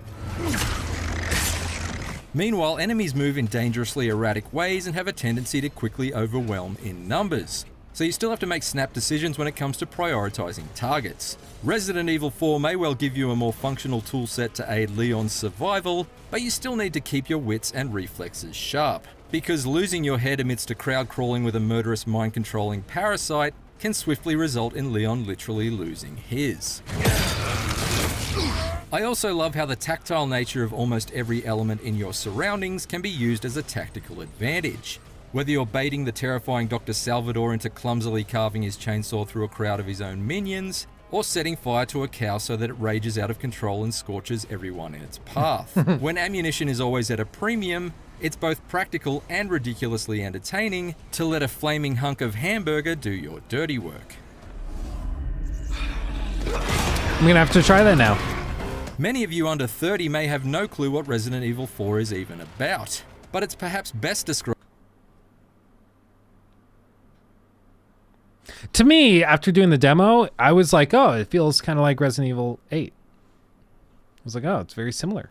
Like, you go to the village, crazy villagers are there, kind of creepy ghouly monsters. It's like a whole thing. Luke, are you going to TwitchCon in Vegas? I mean, if we're back on Twitch, maybe. When is TwitchCon? I don't know. Alexa, when is TwitchCon 2023? From sportskeeda.com. After being hosted by San Francisco, Long Beach, and San Diego, Twitch's annual convention will debut at the Las Vegas Convention Center on October 20th to 22nd, 2023. It's a really long way of just saying October 20th. It's a really, really long way. Okay. October, I think we have a trip out to Orlando and Tampa around then. I'll have to see though. I'm not totally certain. I don't know. I mean, if we'll also have like a 4-month-old baby at that time, so it might not be the most practical thing, but possibly. I mean, if not, maybe next year if we're again back on Twitch. I don't know. TwitchCon in Vegas, my hometown, is going to be full of debauchery, and we'll most definitely get controversy out of it. Hells yeah. Yeah, they're going to catch like 15 streamers going to the, what do they call them? Bunny farms or something like that. They call it something weird. Anyway. Fallen Atlas, I don't really know. I don't really know what it is. I haven't really looked into it. I might be able to later though. Let's see. What else? Am I going to do a review for it? Yeah. No, I'm going to play this, and I don't know if we'll play it on stream, because whenever I play games on stream, viewership plummets. I don't know why. Maybe it's the YouTube thing. I think actually on Twitch, we had it regularly where if we were playing games on Twitch, viewership stayed more consistent, but anytime I play games on YouTube, it plummets. It's really, really weird. Described as riding a roller coaster that's... If Rocky always has theories on this. If you have any theories, Rocky, as to why that might be, I would be very interested in hearing those. But Rocky might have gone to bed because I don't see him recently in here. If any of you guys have theories as to why that is, I'd like to hear it. Careening off the rails to crash through a row of spectacular haunted houses. What starts as a fairly straightforward rescue mission, with Leon sent into a small Spanish village in search for the US president's missing daughter, Ashley, soon hurtles into a heart-stopping series of battles against towering trolls, desperate defenses against crazed hordes in boarded-up cabins, outrageous assaults on a heavily fortified castle, explosive minecart chases, and countless run-ins with some truly twisted freaks infected with the mutating Las Plagas parasite. All of which look consistently incredible reimagined on Capcom's RE engine. The original RE4's famously flabby final third has been tightened up considerably, and it all builds towards an improved and genuinely imposing final boss fight that took all of my skill and ammo reserves to topple. Of equal importance to its renovated environments and enemies is the anxiety-inducing audio design. Whether it's the manic chanting of its parasite-riddled peasant farmers, or the throaty rumble of a chainsaw motor idling in the distance, just listening to it all routinely had me inching towards the edge of my seat in anticipation for each enemy encounter. So when the carnage kicked off and the tension spiked, I had hardly any couch left to cling to. No food for you! At every step of the journey, there are enhancements both big and small. The original's gimmicky, quick-time event-heavy knife battle against Major Krauser has been transformed into a gripping blend of parries and counter-attacks. Too slow! While the frustration of escorting Ashley through certain sections has been significantly reduced by ditching her health bar, so you don't need to waste valuable green herbs on healing her. You hurt? No, I'm okay. Elsewhere, there have been considerable structural changes that make the environment feel more cohesive. For instance, in the original game, the lake area primarily served as the backdrop to a boss fight. But now you can fully explore the lake and its surroundings by boat, docking at various inlets to scour cabins and caves for additional puzzles, Some kind of shrine. valuable treasures, and hidden horrors lying in wait.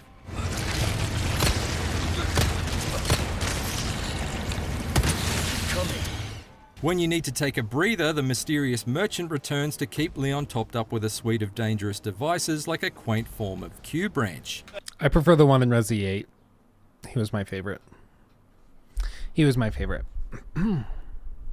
If you make the members only streams and pull before you do the night, maybe you can preempt it. I know I'd watch every second of it on Twitch or YouTube. Oh, streaming this.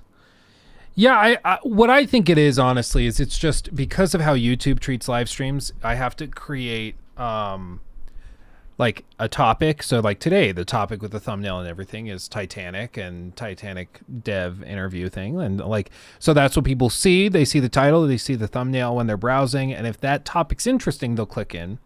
But if it's not, they just won't. And if they click on that topic and then they come in seeing that as the title and then they see me playing Resi 4 or Diablo 4 or something, they're going to be like, okay, well, what is this shit? And then they're just going to click off. So I think that that's part of it. Whereas on Twitch, the attitude is more generally like, well, it's just Luke's live. Luke's on stream. Maybe he's playing games. Maybe he's just chatting. Let's see, you know? So it's just, it kind of varies. But it's because they're kind of fundamentally different in how they approach things, you know? Welcome.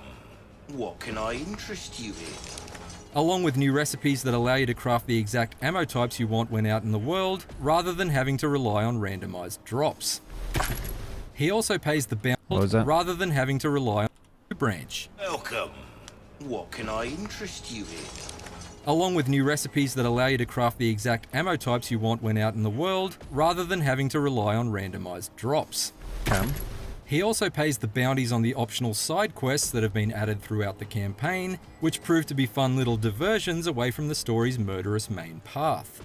These bounties are paid in gemstones which can be traded for unique items and upgrades, so although I was initially sad to see the iconic red dot sight removed from Leon's starting pistol, it only took me a few short quests to be able to buy one and fit it myself. As you wished. The merchant also gives you access to the new bolt thrower weapon during your first encounter. I really can't stand this like hyper tedious Tetris thing. I know some people might like it, but this whole thing that I've seen a handful of games do recently, I just find it like so needlessly stupid. It's just tedium for the sake of tedium. I get the idea, like, oh, well, it's like you're arranging the equipment, and so you kind of move stuff around. But the thing is, like, it's for one, not very difficult to arrange things like this. A lot of the time I can't tell. Oh yeah, it's L3 auto sort. It's just behind the Luke Siemens TV, follow me on Twitter, by the way, thing. But there's an auto sort button. So you don't even have to do this. It'll automatically sort itself. So why is it there? Like, why are you making it? I don't know. It drives me crazy. You can't say that. It is one of the most beloved parts of Resi 4. Well, you should love better parts of it then, because that's stupid.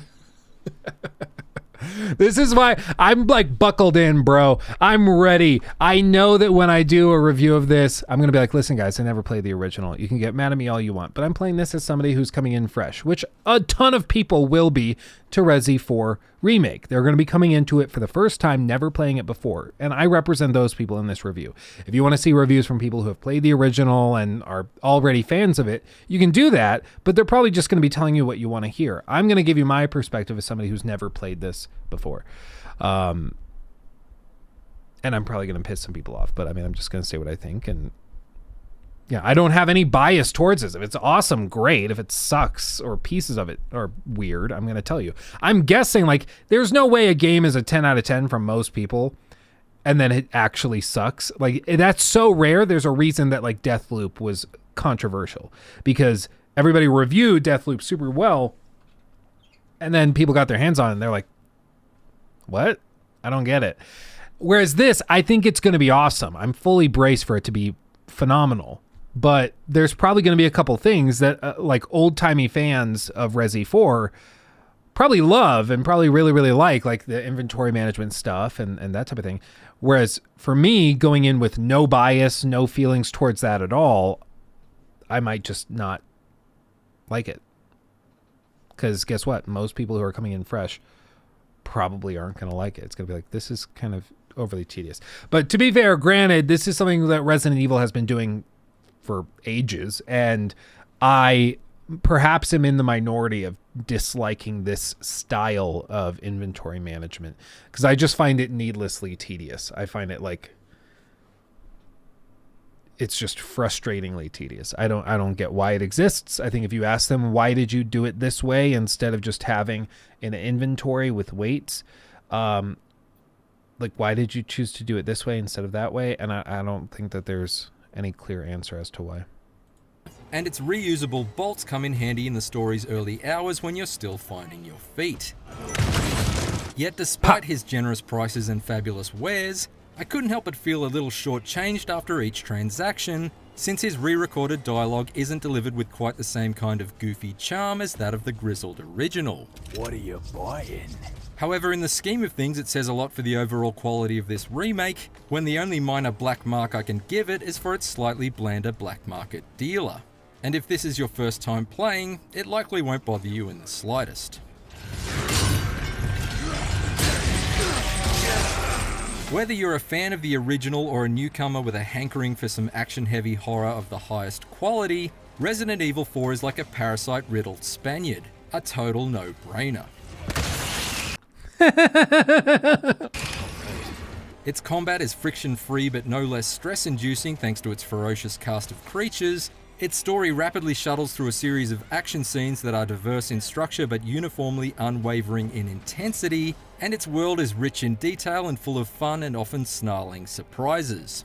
Its improvements over the original are too numerous to list, from simple quality of life changes to completely overhauled boss fight mechanics, and with the exception of the disappointingly diminished personality of the merchant, the team at Capcom has barely put a foot wrong. So what are you buying? Only the most relentlessly exciting Resident Evil adventure of all time that's been rebuilt, refined, and realized to the full limits of its enormous potential. A wise choice, mate. Don't get yourself killed now. For more IGN reviews, check. Okay. Okay. Not bad. I'll take it. I'll take it. No kicks. No kicks. That's kind of what I expect. I mean, let's be real. Ooh, that's finished. Unpack. Extract all. Okay. Yeah, I mean, it's with all this stuff, like, yeah, it's a 10 out of 10 for people who, like, again, for him who has played this before and loves the franchise and loves the original. And so as a remake, it's a 10 out of 10. As for, like, if you've never played Resi 4, is it going to be a 10 out of 10 for you?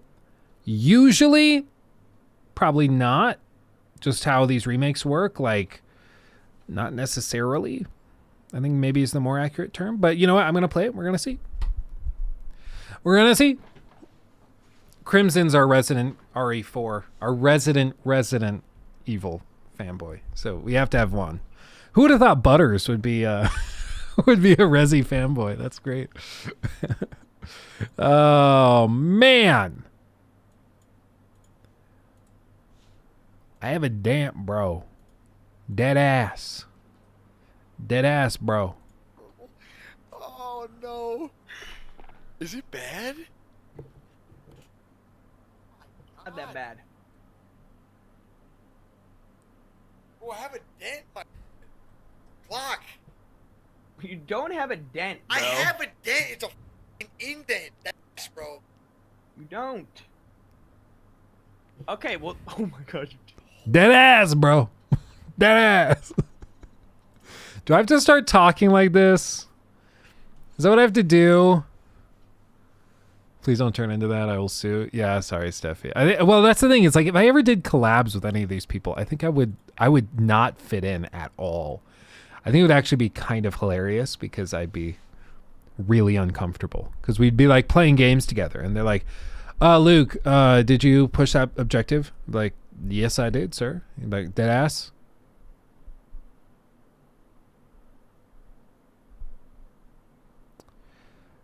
Dead ass. Like, what? It would be awkward. I think it would be endlessly entertaining.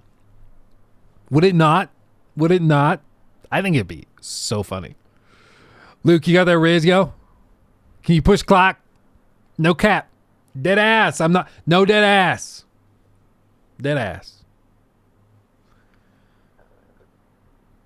What's with everybody saying on God recently? I have no idea. It's that and finna. Finna is one of the things I cannot stand because it's like a conjunction of a conjunction. Because what it apparently is it's a conjunction of fixin' to or fixin' to do something. So when like fixin' and to like you're already kind of on the edge with fixin'. I'm fixing to do something because you're already getting a little sloppy. But then you go finna and you just blend all of it together. Is it gonna? It's probably like the same basic application. I mean, because fixing to do something and I'm gonna do something are like the same thing. But my understanding is finna came from fixing to do something and then it just turned into finna do something. And that's one that actually like triggers me. Because I'm like, you're not actually saving that much time. Like, you're just hurting my brain. And I don't like having to Google the Urban Dictionary definitions of things when I'm just casually talking to somebody. In my view, it's no different than when you're talking with that guy who like loves flexing really big words. And he's like, sir, you're prevaricating. And frankly, your attitude is generally pedantic. And if we're going to continue this, then I'm not going to treat you as my true and honest interlocutor. In my view, that person's a prick.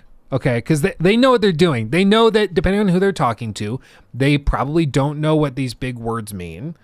And so you using the big words is just meant to make yourself feel smarter than them. Or just meant to make them uncomfortable or something. And like for some people, they don't even realize that they're doing it. To be fair, and that's part of it. And I want to like be clear. If you don't realize that you're doing that and you just use big words in your day to day, obviously you're not trying to be a prick. But the perception for people is that you're being a prick. And in the case of somebody using like slang that maybe is not super common, I think you're doing the same thing.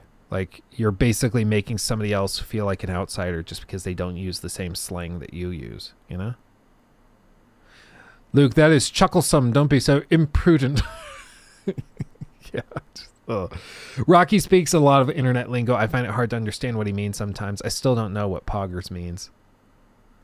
Poggers, yeah, it's well, POG, pog is play the game or play of game. So when you say like poggers, it's like, oh, that was like play the game worthy, or like that was awesome. F yes, yeah. Like it's that kind of vibe. You know. Devin, it's this crybaby ranting. Dead ass? Real talk? Whippy. Oh, look, that is the least fancy thing I've ever heard. I beseech thee. I beseech thee, lower your inclination to insinuate your fancy. On God, for real. No cap. On stack. Dude, I can't. I'm not young enough. I'm an old man now. Okay, Jacob, I guess you can clip this stuff for the rest of that Titanic video. Okay, so real quick, before we jump into anything else, where's my other mouse? Before we jump into anything else, cam. I think this is the wrong camera. I'm actually going to swap this out with. Hold on. Please hold. There's my face. I'm gonna squeeze this down. On God, for real. No cap. Finna bussin'. Okay, just like that. And I'm gonna drag it down right there. No cap, on God, for real. Okay, Jacob, here we go. So this is the demo he was talking about. This is the brand new one that they just launched. I accidentally launched the wrong one. But this is the current Titanic demo that you can play today that has 50% of the ship recreated. This is the officers area, so you can see over there is where Rose and Jack hung out. You can see all of the controls, all of the different pieces here, the different lights, the different controls, communication things, weather indicators, clocks, stuff like that. Brown's patent telemotor. All sorts of good stuff. Can I climb the ladder? I highly doubt it. But I mean, you can see just how gorgeous this is. And this is also running way, way, way better. Way, way better. On God, for real. Oh, look at this. Oh, this is cool. When I built the Lego Titanic, this was actually something I had to build. I had to build this little vent thing. And you can actually see it here. That's super cool. Actual cabin. All the floors are accurate. The patterns on the cloth are accurate. The whole thing. So, to be clear, you can download this right now. If you want to explore the Titanic, you don't have to pay money for it. They allow you to do it for free. Okay? Like you can just download this. First class promenade, the baths, second class. Let's go just first class board. Remember, he was saying that they had to do loading screens because like Unreal Engine doesn't allow for enough like individual light sources. How big was it? I think it's like a 30 gig download or something. It's big. Nice and long. You want performance stats? Okay.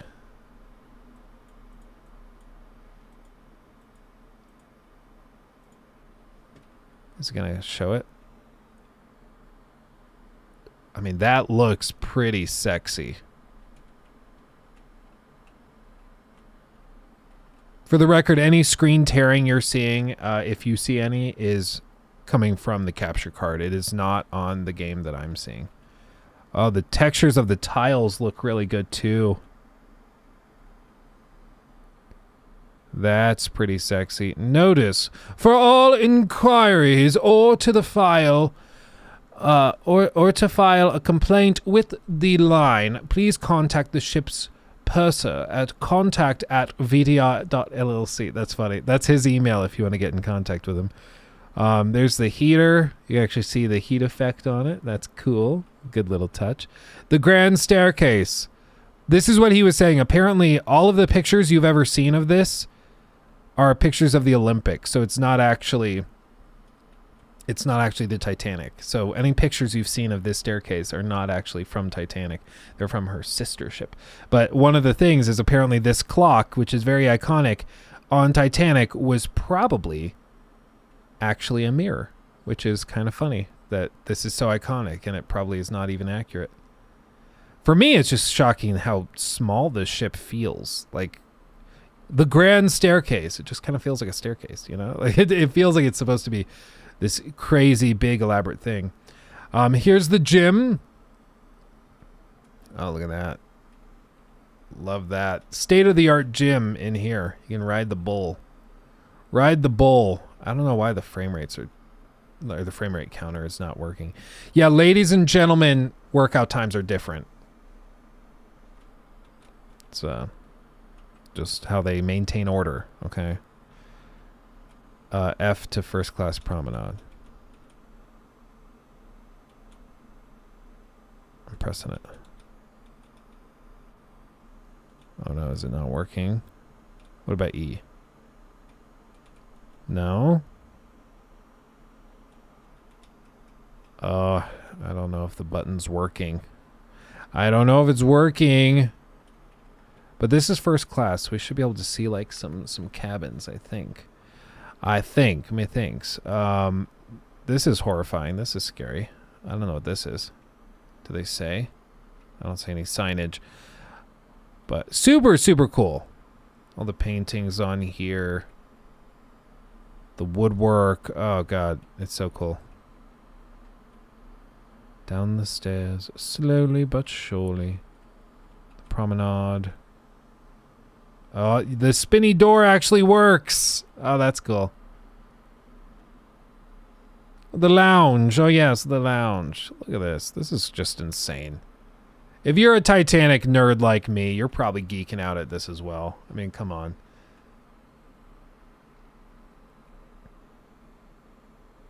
Look at this. It's like being in my grandma's old house.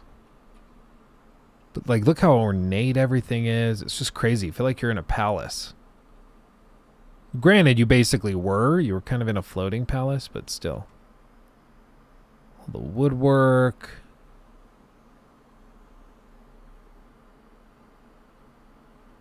And like this really just brings it home. It's like this, yeah, this was a real ship. This was a real thing. Smoke rooms. The smoke rooms were always carpeted. So it must have just reeked all the time.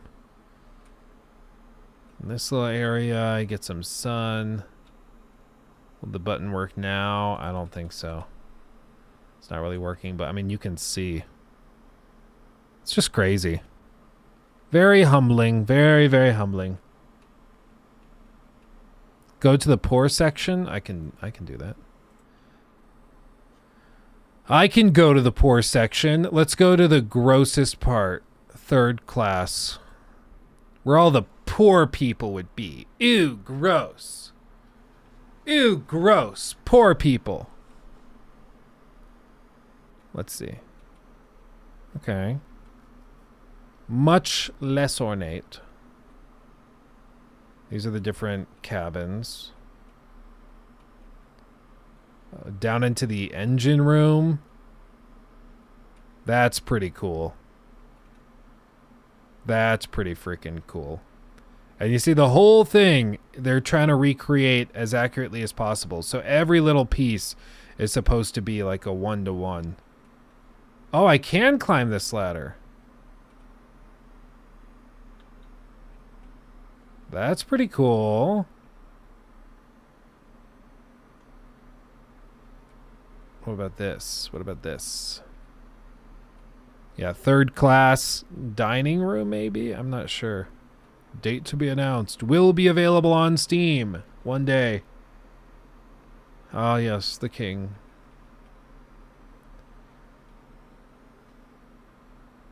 Ah, yes, the king.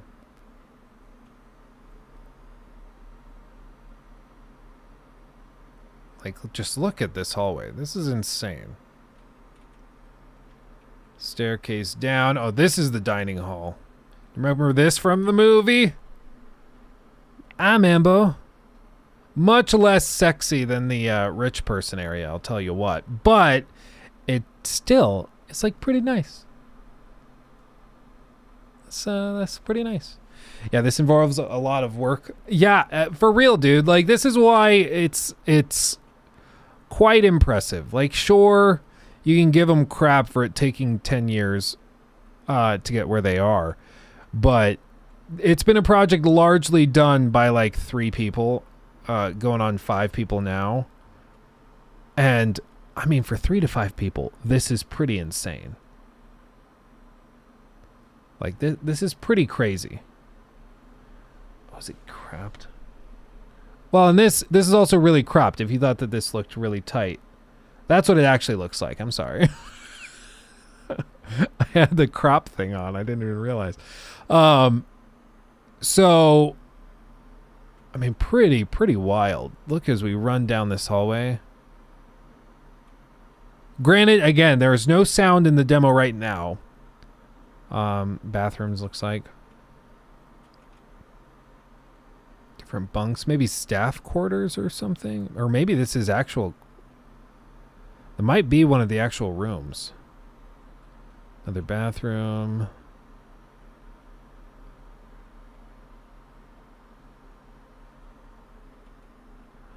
Opens up all the way to the top. You can go up here, get some fresh air. I think, isn't this where like Jack and Rose danced? They had like a dance party in here. Wasn't that a thing? Pretty sure. You can see that opens up to the top. So it's pretty crazy. What FPS do you get? I mean, we're bouncing, like, we're well over 250. So it runs very, very well. He did say make sure to update your drivers, though. That works wonders. So pretty damn insane. And again, if you want to get this right now, you can download it. You don't have to pay for it. You don't have to be a Patreon, whatever. You can get this right now. Oh my God. Come on. Why can I not get this to turn off? I want to just turn off the frame capture thing.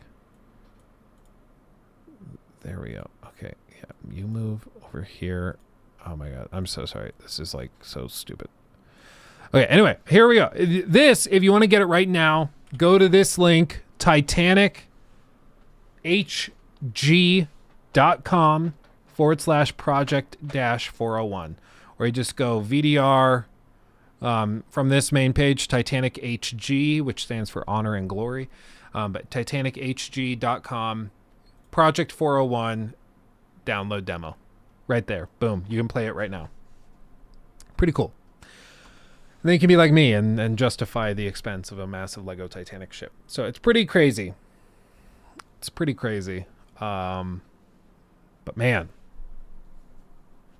it's pretty wild that they have come this far. Because I'll be real, I've been watching them a long time, and see them at this point is crazy. 41.6 gig demo. Yeah. Once you boot it up and you start running through the hallways, you'll realize why. Because the textures are all crazy good. I'll give them credit for that. So, wild. But we had a good day today. I mean, we got to talk with him in a lot of detail. That was super cool. I was kind of worried that I would run out of things to say, or that it would be really awkward or something, but it ended up being really productive, I think, and I have a much better understanding of what they're trying to do. And hopefully some of you guys found it interesting, and who knows, maybe you're going to download the demo right now and try it yourself. I encourage you to do that, because again, it's free and you can try it. And who knows, if you feel like it's cool and if you feel like you want to support them in finishing the rest of the ship, then their Patreon has tiers as low as, like, let's see, $2 a month. You get like Discord roles, you get that, and then if you go all the way up to officer, you can pitch in like $50 a month, and you get all sorts of merch and stuff if you choose to support them that way. I will almost certainly be becoming a patron, because I think that this is really cool what they're doing, and I think it's awesome. And you know, it's not supposed to be a video game, like I said. It's sort of supposed to be a virtual digital memorial in that way. So pretty cool. Imperium, I will check that out. I just got a text from Miss Nikki that she has to leave in 5 minutes, and I kind of forgot about that. So if it's something you want me to react to on stream, I will. I'm down to do that on. What day is today? Is today Friday? Oh my god! On Monday, I'm down to do that, and we'll do that. So Twitch on Monday. I don't know, dude.